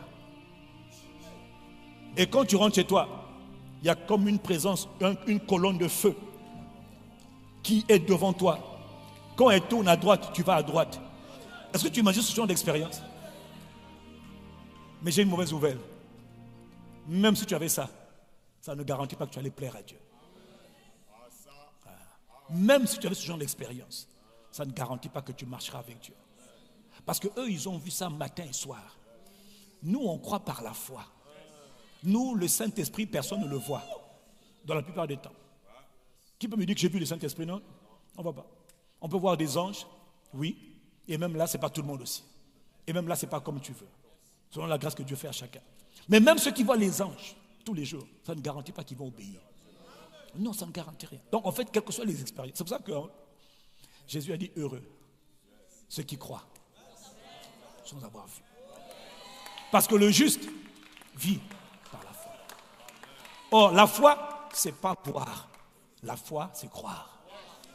La foi, c'est pas j'ai touché, je suis guéri maintenant. Non, la foi, c'est croire que je suis guéri et je serai guéri. La foi, c'est pas je sens la présence de Dieu. Non, la foi, des fois même, je ne sens rien. Mais je sais que Dieu est là.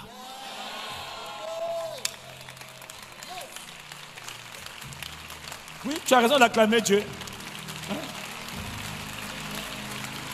Parce que si on se fie,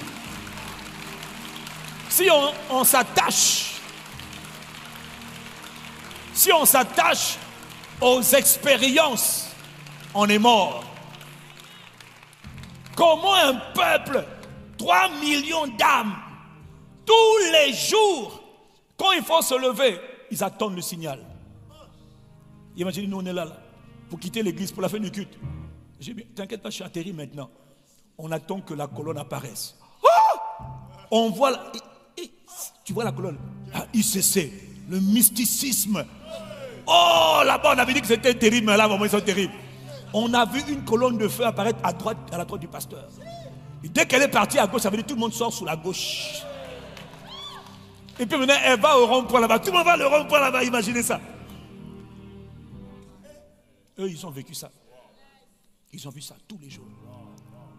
Mais ça, malgré ça, ils ont désobéi à Dieu. Malgré ça, ils étaient rebelles. La Bible dit, malgré tout ça là, ils n'y ont pas confiance. Ah, comment on peut être aussi endurci? Tu dis quoi? Malgré tout ce que vous... Ils disent, on a faim, on a trop faim, on veut les concombres, les maniocs, les légumes, on n'a pas. Ils parlent contre Dieu, ils disent, tu nous aimes pas. Ils parlent au gars qui manifeste sa présence. Hein. Ils voient qu'il est là, ils disent, il nous aime pas. C'est parce que Dieu nous déteste qu'il nous a fait emmener ici là. Et puis alors il commence à faire le concert des pleurs. Même pas. Légumes, tomates, concombres. Concombre le poulet, aïe, aïe, aïe, aïe. Tous les jours, on mange que les légumes. Ça suffit maintenant. Il n'y a pas de viande ici, il n'y a pas de viande. La vidéo, Dieu a dit quoi? Ils se foutent de moi. C'est à moi qui parle. Ok, Moïse, je vais leur donner les cailles. Je vais leur donner la viande, pas pour une journée, hein, pour 30 jours. La Bible dit le lendemain, il a commencé à pleuvoir des viandes. Les cailles sont tombées. Imagine la pluie, pas la pluie de la pluie, mais la pluie de la viande. La pluie de viande. Dans tout Brazzaville. Poum, poum, poum. Même les marchés vont dire, on ne sait pas quoi faire avec ça là. Il y a du poulet partout, il y a des cailles partout. C'est quoi? Ils ont tout vu, malgré ça. C'est-à-dire, ils ont vu le surnaturel, mais ils ne croyaient pas en lui. Ça doit te faire réfléchir. Je préfère marcher par la foi. Parce que l'homme ne se nourrira pas de pain seulement, mais de toutes les paroles qui sortent de la bouche de Dieu. Il dit, heureux êtes-vous, vous qui croyez, sans avoir vu. Eux, ils ont vu Jésus monter, pour disparaître. Mais pour beaucoup d'entre eux, ça ne s'est pas fait des hommes d'exploit. À part les pierres, à part peut-être Jacques et Jean, les autres là, on ne sait pas ce qu'ils sont devenus. Ils ont vu la gloire de Jésus monter, les anges ont dit, j'ai compris que le niveau d'expérience spirituelle ne détermine pas la confiance. Ce n'est pas ça qui te rend agréable à Dieu. Donc que tu aies vu, que tu n'aies pas vu, la foi vient du cœur. La semaine prochaine, Dieu va nous apprendre. On va faire un voyage pour apprendre la vie de foi que Dieu attend de chacun d'entre nous. Ah ouais, parce qu'il y a une vie de foi, mon frère. Elle n'est pas liée au sensationnel. Il veut faire des apparitions, gloire à Dieu. Mais s'il n'apparaît pas, qu'importe, je marche. Dis avec moi, Père, dans le nom de Jésus, je te remercie de ce que tu m'accordes, la grâce, de ce que tu m'accordes dans cette saison, la grâce de marcher par la foi. Merci de ce que tu viens m'aider à marcher avec toi, Esprit Saint, par la foi. Et lève ta voix pendant 1 minute et dis-lui merci.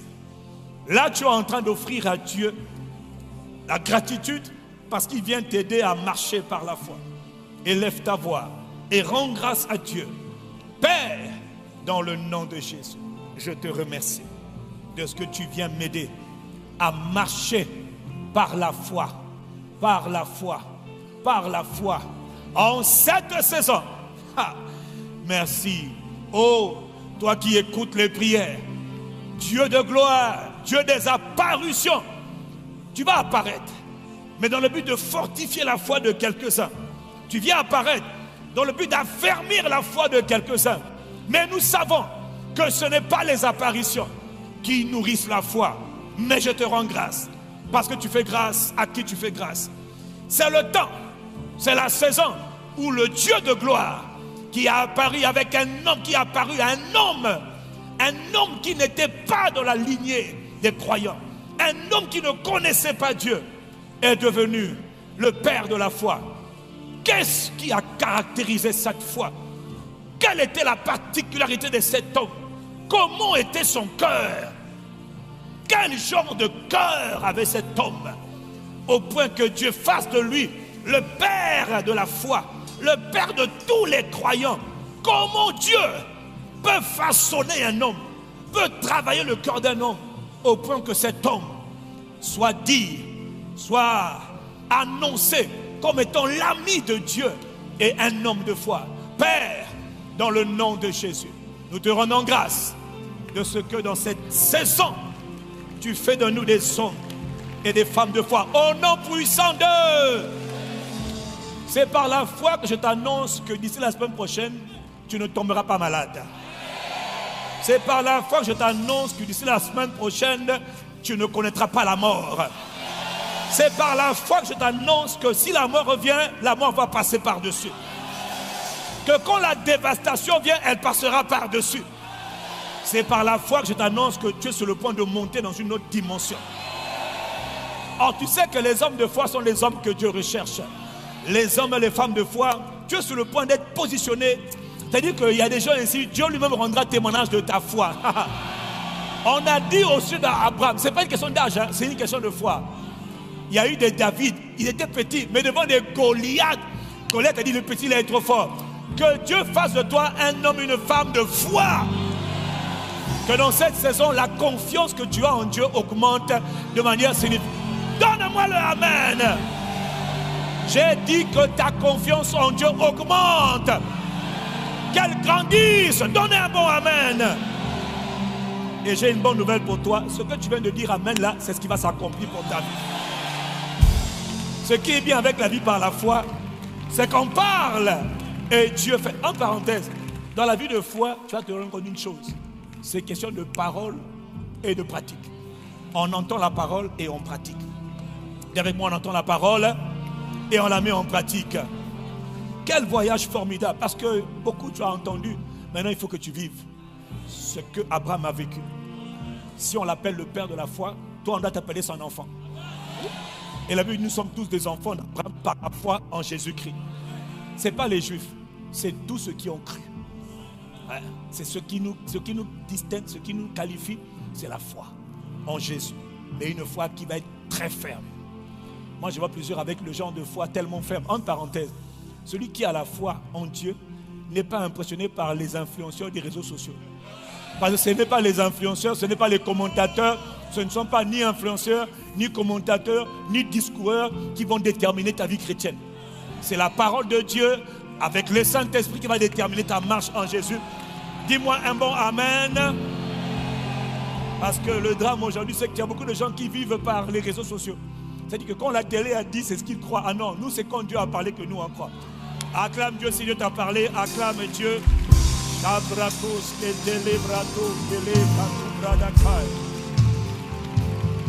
Est-ce que Dieu a parlé à quelqu'un ce matin? Dis avec moi, je crie à Dieu. Je vais marcher par la foi. Aide-moi. Esprit de Dieu, aide-moi. Je crie à toi. Donne un bon Amen, acclame Dieu. Que Dieu nous aide. Donc tu as compris que je vais terminer la semaine prochaine. Tu as vu, non? Donc j'ai changé. Dis avec moi, l'apôtre a changé. Les incrédules, vous allez souffrir avec moi. Asseyons-nous dans sa présence. Je prendrai le temps de développer la semaine prochaine. Et puis ce que je veux faire, c'est que j'ai demandé à Dieu la grâce de finir tôt. Et puis si je sens que je dois faire prolongation, ça sera juste pour les temps de prière des malades. Et là je fais faire une prolongation, mais on finit d'abord, puis après on fait prolongation. Est-ce que ça va? Et puis on se retrouvera demain pour continuer à crier à Dieu. Vous savez, même quand on vient crier, même si on n'a pas de sujet de prière, frère, frère, on crie, merci. Frère, ça marche. Tu vois, pas de sujet de prière, les bras. Tout ce que je demande, c'est un peu de musique. S'il n'y a pas de musique aussi, moi-même je monte. Les bras gauche, est-ce que tu as dans ton cœur des choses que tu voudrais voir Dieu faire, mais que Dieu n'a pas encore fait? Est-ce que tu as des choses auxquelles tu aspires, que tu n'as pas encore vu manifester? J'écoutais une soeur, après le message donné à Paris dimanche dernier, il y a une femme pasteur qui m'a dit, elle dit, pendant que vous parlez, je ne faisais que pleurer. Je ne faisais que pleurer. Elle dit, mais ça c'est ma vie, j'en ai marre de là où je suis. Est-ce qu'il y a quelqu'un qui en a marre de là où tu es et que tu veux aller plus haut? Alors la solution, c'est crier à Dieu. Crie à Dieu. Et ne t'arrête pas. Crie à Dieu jusqu'à ce que ce pourquoi tu cries devienne une réalité. Oh, Dieu aime ceux qui crient à lui. C'est-à-dire, on prie, mais avec une soif. Dieu ne résiste pas à ce genre de prière. C'est ce qu'on appelle la crière. Quelqu'un me donne un bon amen. Et dans cette saison, nous crions à Dieu pour marcher par la foi. Et nous allons marcher dans une autre dimension de foi. Oui, quelqu'un dit amen. Alors je vais terminer. Si vous êtes là ce matin, vous êtes avec nous, vous êtes peut-être 2 ou 3, vous êtes en ligne, qu'importe. Vous n'avez pas encore reçu Jésus-Christ. Tout à l'heure j'ai dit dans Jean 3,16 qu'il est écrit que Dieu a tellement aimé les hommes, que Dieu a donné son Fils unique. Mon frère, nous ne nous rassemblons pas pour nous amuser. Nous nous rassemblons parce que nous recevons la parole de Dieu, parce que nous honorons Dieu et nous voulons marcher avec Dieu.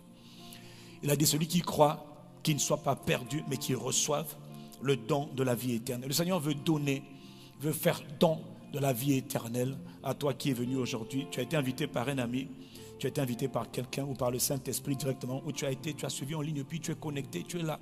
Quel que soit le lieu où tu es, aujourd'hui, le Seigneur veut que toi, tu reçoives le don de la vie éternelle. Personne ne marche avec Dieu s'il n'est pas d'abord né de nouveau. Voilà pourquoi dans le livre de Jean chapitre 4, il est écrit, personne ne peut voir le royaume de Dieu s'il n'est pas d'abord né de nouveau. Le premier niveau de foi que Dieu donne à un homme, c'est la foi pour être sauvé. Au moyen de la foi, j'entends la parole, j'accepte la parole et je viens recevoir la parole, je viens recevoir Jésus-Christ de Nazareth. Jésus a dit, venez à moi, vous tous qui êtes fatigués et chargés, et je vous donnerai du repos. Venez à moi. Vous tous qui êtes fatigués et chargés, et je vous donnerai le repos. Tu es là, et tu sais que là où tu es là, tu sais que tu n'es pas satisfait. Il y a quelqu'un qui peut t'aider à monter. Ce quelqu'un s'appelle Jésus-Christ. Et il veut venir dans ta vie, dans ton cœur, par son esprit. Celui qui reçoit l'esprit de Jésus, qu'on appelle le Saint-Esprit, reçoit en vérité Jésus-Christ. C'est lui qui a dit, venez à moi. Pas venez au pasteur, pas venez à l'église, mais venez à moi, Jésus le Christ. Vous qui êtes fatigués et chargé, et je vous donnerai du repos. L'Esprit de Jésus est là pour t'aider. Il veut t'accompagner. Il veut te donner une vie nouvelle. Il veut changer ton histoire. Ta vie est trop banale. Il y a d'autres vies que tu ne connais même pas encore. Si c'est à toi que je suis en train de parler, lève-toi. Fais comme moi j'ai fait à 31 ans maintenant. Viens recevoir Jésus-Christ. Il a dit, venez à moi. Vous tous qui êtes fatigués et chargés, et je vous donnerai le repos. Alors viens recevoir Jésus-Christ. Viens. Est-ce qu'il y a quelqu'un ici ce matin? Lève-toi et viens recevoir Jésus-Christ. Est-ce qu'il y a quelqu'un qui veut acclamer Dieu, encourager ses bien-aimés, ces hommes, ces femmes qui viennent? C'est aujourd'hui. Oh quoi? C'est ça le bruit que tu fais, c'est ça les actions de grâce que tu donnes à Dieu. Toi tu ne sais pas que Jésus est mort pour que tous les hommes soient sauvés. Jésus est mort pour que tous les hommes soient sauvés. Il y a toujours un temps où Dieu vient sauver les hommes. Lève-toi mon frère, lève-toi ma soeur, viens recevoir Jésus. Oh, est-ce que quelqu'un peut donner des acclamations à Dieu? La Bible dit qu'il y a de la joie dans le ciel. Il y a de la joie dans le ciel. Toute personne qui est sauvée amène de la joie dans le ciel. Quitte ta place mon frère, lève-toi, dépêche-toi, viens rejoindre le bataillon. Viens rejoindre les frères et les sœurs qui sont devant. C'est le jour du salut. C'est le jour pour un nouveau départ. C'est le jour pour une nouvelle vie. Une nouvelle vie est possible. Tu n'as pas besoin de continuer là où tu étais hier. Viens. Laisse la religion. Viens à Jésus. Il ne donne pas aux gens la religion. Il donne aux gens la vie éternelle. C'est une vie nouvelle. La vie de Dieu. La vie de Dieu. La vie éternelle. Car Dieu a tellement aimé les hommes qui donnent la vie éternelle. Pour toute personne qui reçoit la vie éternelle, il y a de la joie dans le ciel. Dis avec moi, waouh! Vous savez, à chaque rassemblement, nous faisons la même chose et nous ne sommes jamais fatigués. Parce que Dieu a tellement aimé les hommes que Dieu a sacrifié son propre Fils pour que tous les hommes croient. Qu'ils entendent la bonne nouvelle et qu'ils croient. Qu'ils entendent quelqu'un les appeler à recevoir Jésus et qu'ils acceptent, qu'ils croient. Et c'est quand ils croient qu'ils sont sauvés. C'est quand ils sont sauvés qu'ils deviennent enfants de Dieu. Qu'ils deviennent citoyens du royaume des cieux. C'est-à-dire le jour où on perd la nationalité de nos pays comme le Congo ou tout ce que tu veux là, on ne perd jamais la nationalité céleste. Nous sommes des binationaux. Mais notre nationalité numéro 1, c'est le ciel. La terre vient après, mais d'abord ce qui est spirituel et ce qui est naturel vient après. Oh, donne-moi un bon amen. Vous savez, on le dit toujours, la plus grande des décisions qu'un homme puisse prendre, c'est celle de recevoir la vie éternelle. Parce que d'ici 150 ans, 100 ans, plus personne parmi nous ne sera sur la terre. On sera tous partis. Si Jésus n'est pas encore venu, on sera soit monté, soit descendu. Nous, pour beaucoup d'entre nous, on va monter. Quelqu'un dit Amen. Et les questions que tout homme doit se poser pendant qu'il est sur la terre des vivants, c'est tu passeras l'éternité où? Chaque jour qui passe te rapproche de ton départ, chaque jour. Toi, tu passeras l'éternité où? Parce que l'éternité est certaine. Tous les hommes vont partir de cette terre sur laquelle nous sommes appelés des voyageurs. Dis avec moi, voyageurs. Dis avec moi, étrangers. Sur la terre, cette terre-là, cette terre, nous sommes tous des étrangers. Et quand on partira soit dans le paradis, soit dans le Hadès, le royaume des morts, le lieu de souffrance, de tourment éternel. Mais le royaume des morts ne sera que la destination provisoire. Parce que la destination finale, c'est ce qu'on appelle le lac de feu, où ceux qui n'ont pas leur nom inscrit brûleront, seront torturés, souffriront au siècle des siècles, dans un endroit qu'on appelle le lac de feu. Voilà pourquoi dans Apocalypse 20, verset 15, il est écrit que ceux dont les noms ne furent pas trouvés inscrits dans le livre de vie, ceux dont les noms n'avaient pas été inscrits dans le livre de vie, furent jetés dans le lac de feu. Il y a 3 personnes, vous m'écoutez, vous n'êtes pas venus devant. C'est pour vous que je suis en train de parler. Et je dois terminer vraiment dans l'heure. Je compte jusqu'à 5. Je vous donne l'opportunité de venir devant.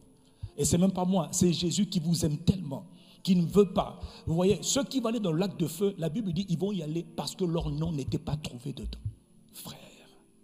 Et pourquoi leur nom n'était pas trouvé inscrit? Parce qu'ils avaient eu honte quand on disait recevez Jésus. La Bible dit celui qui a le Fils a la vie. 1 Jean 5 verset 12. Celui qui a le Fils a la vie. Celui qui n'a pas le Fils n'a pas la vie. Donc moi j'appelle mes 3 personnes. Vous n'êtes pas venus devant. Toi tu es le premier. Je compte jusqu'à 5 et je vais arrêter. Il y a au moins 2 autres personnes. 1, 2. Jésus est en train de t'appeler. Si tu ignores, tu ignores. Tu es le 2e. Il manque la 3e personne. Et il manque la 3e personne. Où es-tu? Quitte ta place. Viens recevoir la vie éternelle. Viens recevoir Jésus. Viens recevoir Jésus. Ah, tu es là, tu es la 3e. Dépêche-toi ma soeur. Et toi tu mets tes mains et tu acclames Dieu. Et toi tu acclames Jésus. Tu es la 3e.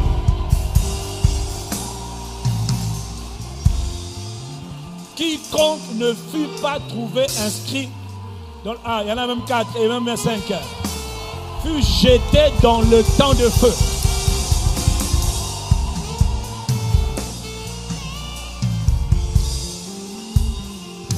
Le Seigneur Jésus a été sacrifié pour que toi tu ne sois pas perdu. Et comme il sait que quand il appelle, il y en a toujours qui résistent, etc. Donc voilà, des fois il insiste, mais c'est par amour pour toi qu'il insiste. Frère, aucun de nous ici ne connaît la valeur de l'éternité dans le lac de feu. Frère, tout ça parce que tu avais refusé de recevoir Jésus, la vie éternelle. Et tu as péri pour l'éternité. Et puis après, il sera trop tard. Mon frère, voilà pourquoi nous, à ICC, notre plus grand bonheur, c'est quand une âme est sauvée. Et le deuxième plus grand bonheur, c'est quand tu as fermé. C'est quand tu deviens indéboulonnable. C'est quand le royaume des ténèbres ne peut pas t'ébranler. Et quand tu mourras, ou plutôt tu partiras dans le Seigneur. Quelqu'un me donne un bon amen. Aidez-moi à apprécier Dieu et rendre grâce à Dieu pour le salut qu'il donne. Un jour, vous qui êtes devant là, un jour, vous glorifierez Dieu. Parce qu'un jour, vous avez été appelé à recevoir la vie éternelle. Moi, c'était à 31 ans. Et je bénis Dieu pour ce jour. Quelqu'un me donne un bon amen. Le Congo sera sauvé. Le Congo est en train d'être sauvé. Une âme à la fois. Le Congo sera sauvé. Et Jésus, Seigneur du Congo. Heureuse la nation dont le Seigneur est Dieu. Pasteur, comment on fait pour être sauvé? Il est écrit dans Romains 10, verset 9. Si tu reconnais publiquement de ta bouche que Jésus est le Seigneur, et si tu crois dans ton cœur que Dieu l'a ressuscité d'entre les morts, alors tu seras sauvé. Pour être sauvé, pour être inscrit dans le livre de vie, il faut le reconnaître publiquement. Jésus, on ne le reçoit pas en privé. Alors que je fais l'appel en public, reçois-le en public. Parce qu'il a été crucifié en public. De 9h jusqu'à 15h, il était nu publiquement, couvert de sang, de la plante des pieds jusqu'au sommet de sa tête. Je veux reparler du mystère du sang dans les prochaines semaines. Oui. De toute façon, le Seigneur m'a déjà dit, je veux reparler de ça parce que c'est trop important que tu comprennes la puissance du sacrifice. La puissance du sacrifice du Christ. La puissance du sacrifice. Ouais, la puissance du sacrifice. J'ai hâte d'en parler. Je ne sais pas comment, quel format, mais je sens qu'on va parler.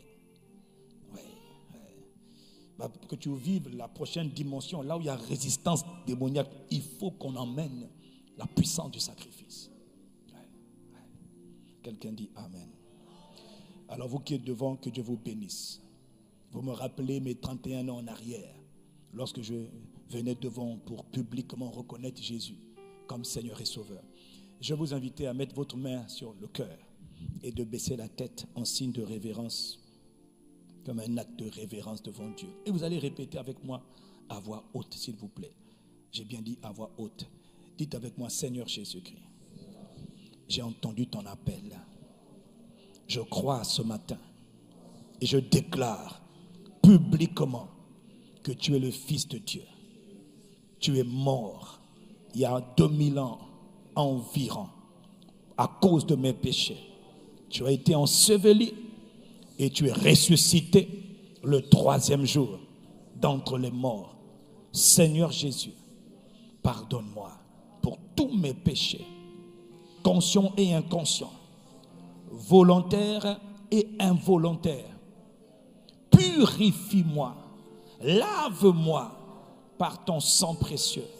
Seigneur Jésus, aujourd'hui, je t'invite dans mon cœur, dans ma vie. Viens aujourd'hui, sois mon Seigneur, sois mon Sauveur à partir d'aujourd'hui. Seigneur Jésus, inscris mon nom dans le livre de vie qui est dans le ciel. Seigneur Jésus-Christ, merci de ce que tu me sauves. Père, au nom de Jésus, je te rends grâce de ce que tu m'as attiré à toi et tu me fais naître dans le royaume de Dieu. Publiquement, je déclare, je confesse que je suis sauvé, que je suis né de nouveau. Je déclare publiquement que j'appartiens au royaume de Dieu. Publiquement, je déclare mes péchés, tous mes péchés sont pardonnés et effacés. Je déclare que je suis né de nouveau. Je suis enfant de Dieu. Amen. Amen. Amen. Acclame Dieu. Apprécie Dieu. Célèbre Dieu. Et bienvenue dans le royaume de Dieu. Les amis, dans la vie d'un homme, il y a décision puis décision. Celle-là, c'est la plus cruciale, la plus critique, la plus importante de toutes les décisions. C'est la première. Recevoir la vie éternelle. Recevoir la vie de Dieu. Quelqu'un dit Amen. Chez nous, on dit bienvenue dans le royaume de Dieu. Dans quelques années, peut-être parmi vous, il y en a qui vont faire ce que je fais ou faire même encore plus. Gloire à Dieu. Mais tout commence quand on reçoit la vie éternelle. Acclamez Dieu pour vous-même. Bénissez Dieu. Et toi qui es derrière, pourquoi tu es jaloux? Bénis Dieu, réjouis-toi. Acclame Dieu. Tends tes mains vers eux. 15 secondes. Tends tes mains vers eux. On va prier pour eux. On va les bénir et les recommander à la grâce de Dieu. Père, élève ta voix. Père, au nom de Jésus. Voici les enfants que tu as appelés aujourd'hui pour recevoir la vie éternelle. Nous élevons nos voix d'un commun accord, ô Père, pour te dire merci. Dans le nom de Jésus, en vertu par lequel ils ont été sauvés. Seigneur, merci. Tu as eu pitié d'eux comme tu as eu pitié de nous. Ce n'est pas eux-mêmes, c'est toi qui les as attirés. Merci. De ce que tu leur as donné la foi pour naître dans le royaume de Dieu, Seigneur, merci. Père, en te rendant grâce, nous les recommandons à ta grâce. Ils participent tous à l'aspersion du sang de Jésus. Je me tiens sur cet autel et je les asperge dans le sang de Jésus. Je demande qu'ils soient aspergés, eux et tout ce qui concerne leur vie, du sang de Jésus. Je prie pour eux que tout agenda satanique programmé contre eux soit annulé au nom de Jésus. Que tout ce qui avait été décidé contre eux, contre ses bien-aimés, dans le royaume des esprits, tout projet maléfique qui devait arriver dans leur vie, je l'annule par le sang précieux de Jésus. Ils sont désormais enfants de Dieu. Ils ont droit à l'exemption. Ils entourent de ta grâce comme d'un bouclier. Je trace autour de chacune d'elles, la barrière du sang précieux de Jésus. Ils sont exemptés. Ils ne vivront pas comme les autres. Ils sont préservés parce que désormais, ils sont enfants de Dieu. Ils sont enfants de Dieu. Et ils n'appartiennent pas au royaume des ténèbres. Ils ont été transférés du royaume des ténèbres dans le royaume des lumières. Nous les bénissons dans le nom suprême de Jésus. Et nous demandons que le ministère des anges soit relâché en leur égard, en leur faveur, au nom puissant de Jésus. Ils sont sauvés et ils sont beaux parce que maintenant, ils sont les bien-aimés élus de Dieu. Merci Père, en le nom de Jésus, nous avons prié pour eux. Et quelqu'un qui a prié donne un bon Amen. Est-ce qu'ils sortent maintenant ou ils restent maintenant? Ils repartent à leur place? J'ai même oublié là. Alors écoutez-moi, vous repartez à vos places et dans quelques minutes, quand on termine la fin du culte, on vous reçoit en particulier, vous qui avez vos fiches, vous allez montrer vos fiches, on vous recevra à la fin de ce culte. Amen, amen. Voilà, on acclame Dieu, repartez à vos places. Vous êtes bénis et personne ne pourra vous maudire parce que vous êtes bénis. Toi qui acclames Dieu pour eux, tu es béni aussi. Celui qui acclame Dieu, c'est celui qui est béni. Frère, il y a de la joie dans le ciel pour une personne qui se repent. Gloire à Dieu. Quelqu'un donne un bon Amen. Alors avant de terminer ce culte, nous voulons prendre le temps, comme nous savons le faire maintenant, nous disposer pour apporter à Dieu nos dîmes, pour apporter à Dieu, je dis bien nos dîmes, 10% de ce que Dieu nous fait la grâce de recevoir. C'est ce que nous faisons dans la maison de Dieu. Quelqu'un me donne un bon Amen.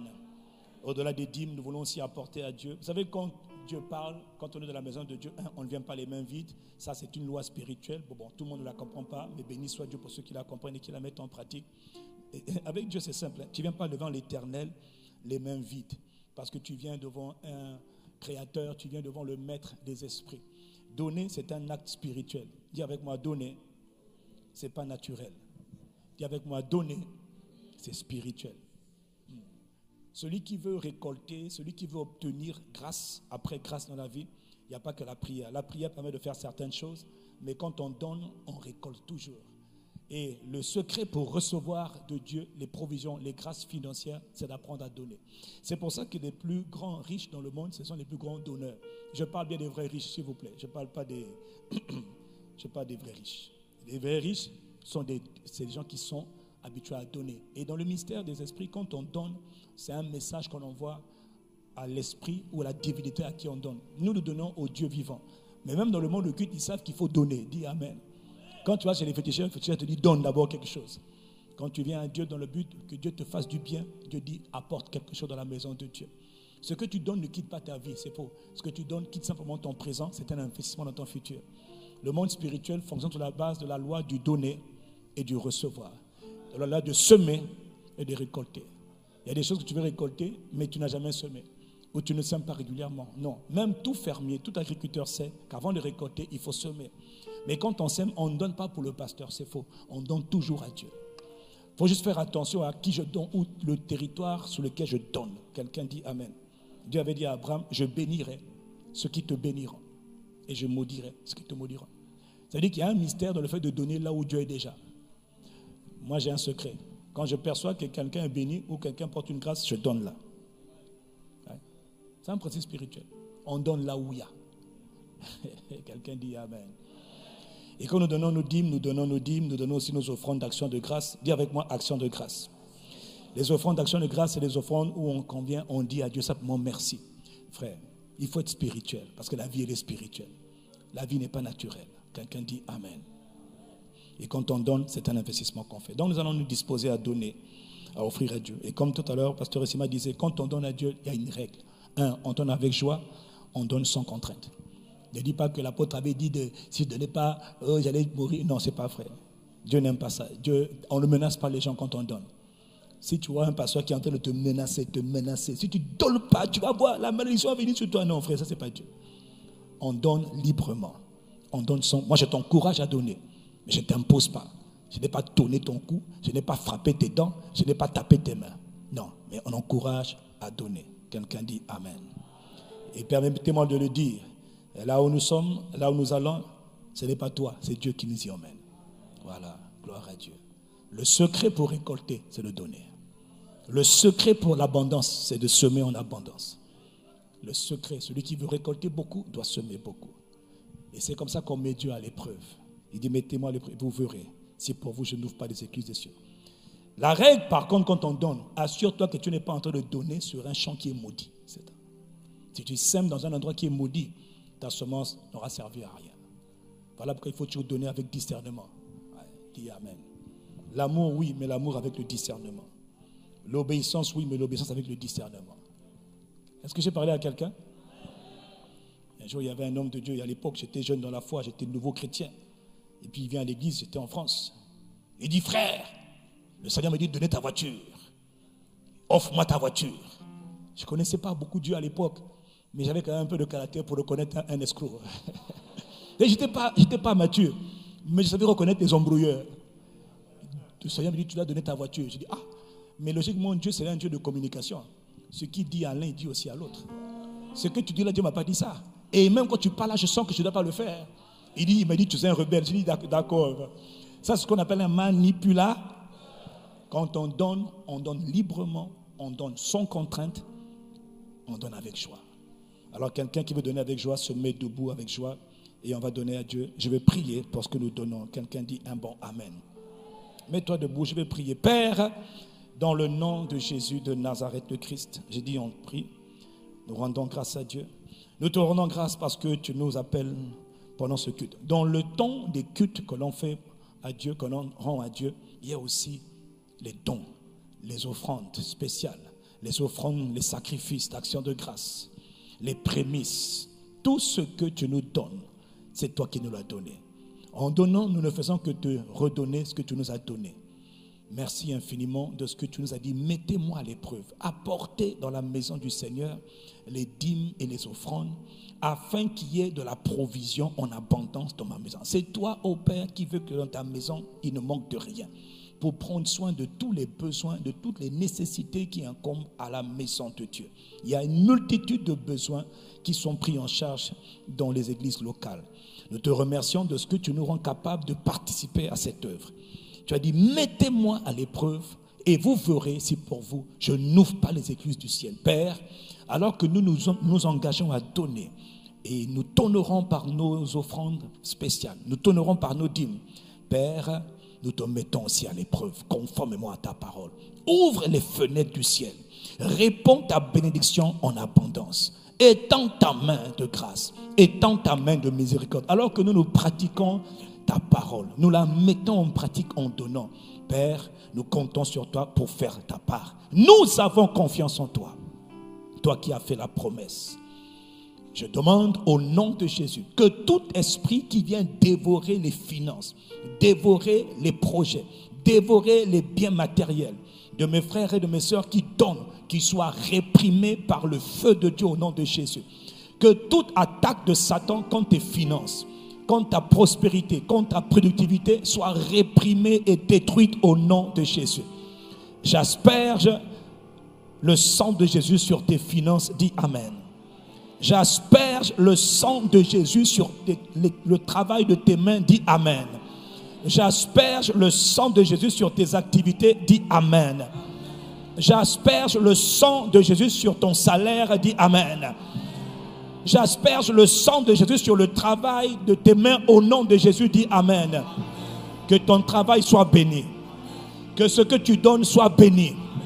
Je scelle au nom de Jésus, par le sang de Jésus, tout ce que tu donnes. Je réprime le destructeur et le dévoreur de tes finances au nom de Jésus. La volonté de Dieu, c'est que les hommes vivent dans l'abondance.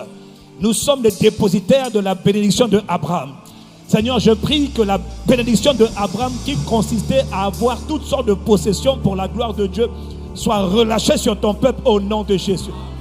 Que les mains qui honorent Dieu soient les mains que Dieu honore. Que les mains qui donnent soient des mains à qui Dieu donne.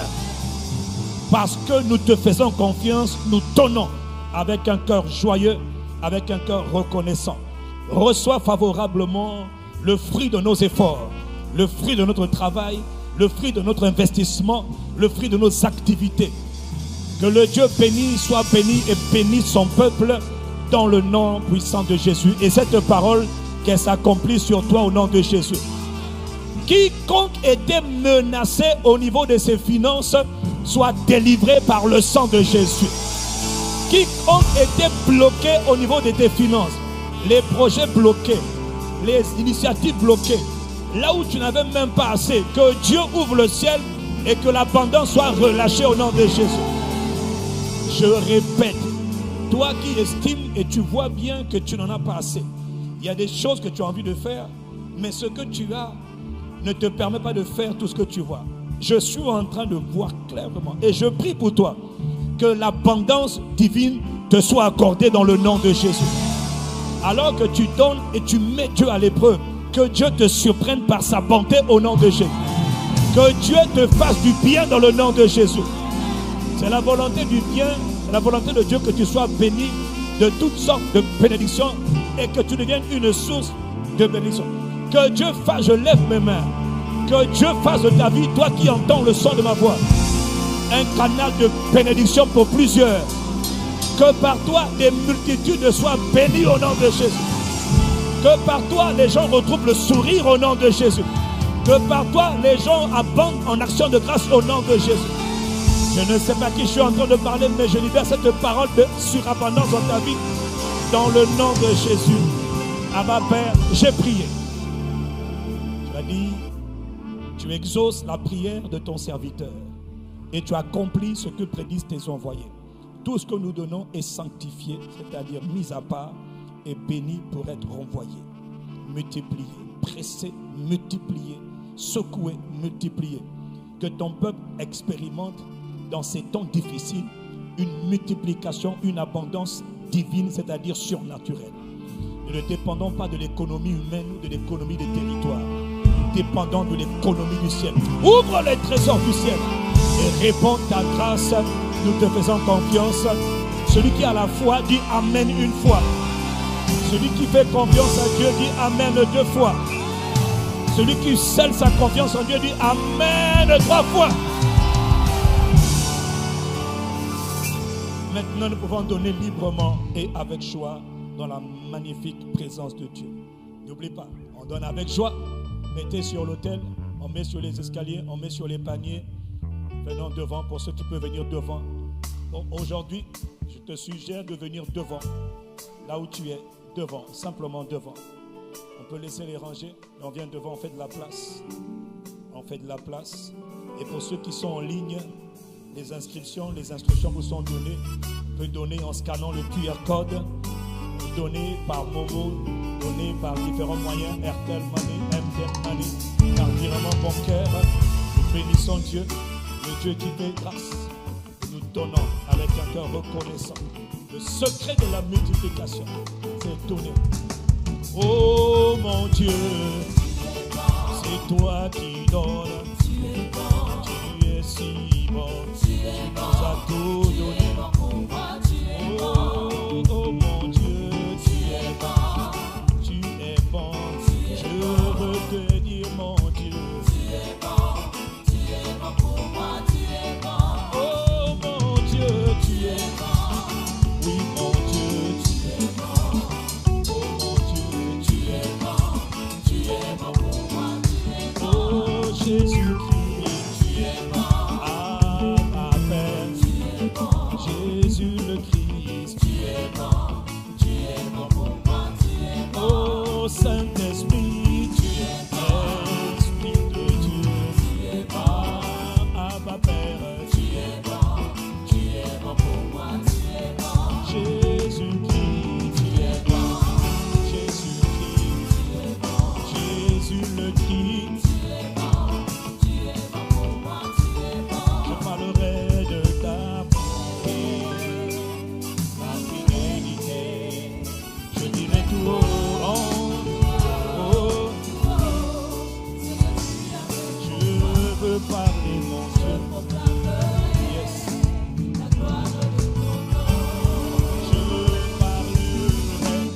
Je parlerai de ça. Il y a quelqu'un qui va prononcer, raconter la bonté de Dieu, la fidélité de Dieu.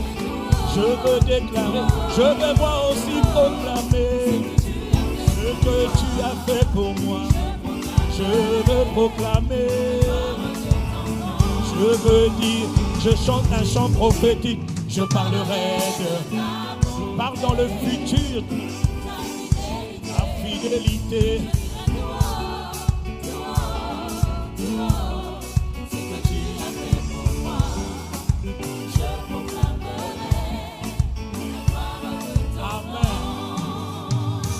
Un temps, je vais terminer, il fut un temps où je galérais.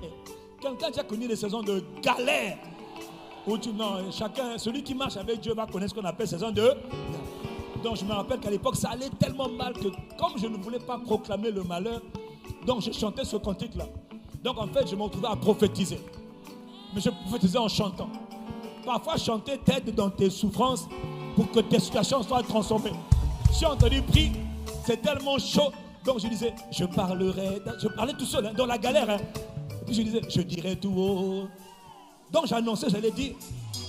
Maintenant Dieu m'a mis dans la saison où je dis tout haut que Dieu est bon. Donc toi qui n'es pas, mon frère, on chante par la foi. Dis avec moi, on chante par la foi. Je parlerai de ta bonté. Je parle au futur. Je dirai tout haut. Ils sauront, ils entendront. Je vais proclamer, le temps vient.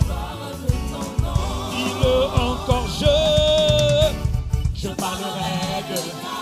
C'est un chant prophétique par la foi. Je parle par la foi. Je dirai tout haut dans les temps à venir, dans les années, dans les semaines, dans les mois à venir. Ce que tu as fait pour moi. Dieu d'Abraham, je proclamerai. Dieu de Jésus, je parlerai je parlerai la fidélité, tout haut,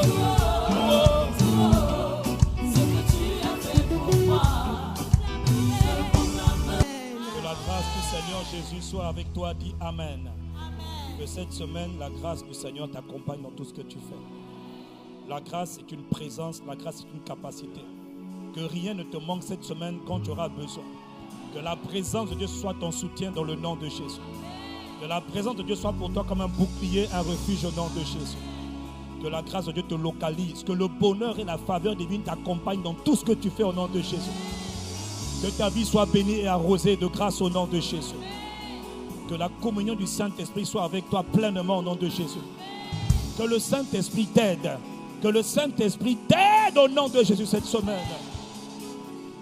Et que l'amour de Dieu le Père soit ton partage. Que tu expérimentes Dieu différemment. Que Dieu t'accorde la grâce de grandir en lui. Alors qu'il nous convoque à une semaine de jeûne et de prière. Que cette semaine nous trouve dans sa présence. Que cette semaine nous fasse abonder dans sa présence. Certainement, certainement. Que le bonheur et la grâce nous accompagnent tous les jours de notre semaine. Et nous habitons dans la maison de Dieu. Nous demeurons dans la présence de Dieu dès maintenant et à toujours au nom puissant de Jésus. J'ai envie de dire que le Seigneur te fasse du bien. Que le Seigneur change tes larmes en joie. Que le Seigneur change tes tristesses en rire. Que de ta bouche sortent des chants d'allégresse, des chants de célébration, des chants de réjouissance. Que le parfum de sa présence soit ton partage. Ta vie est bénie au nom de Jésus. Je bénis ta vie. Je bénis tes affaires. Je bénis tes études. Je bénis le travail de tes mains. Au nom de Jésus. Donne-moi un amen à cette parole une fois. Donne-moi un amen deux fois. Donne-moi un amen trois fois. Amen, acclame Dieu.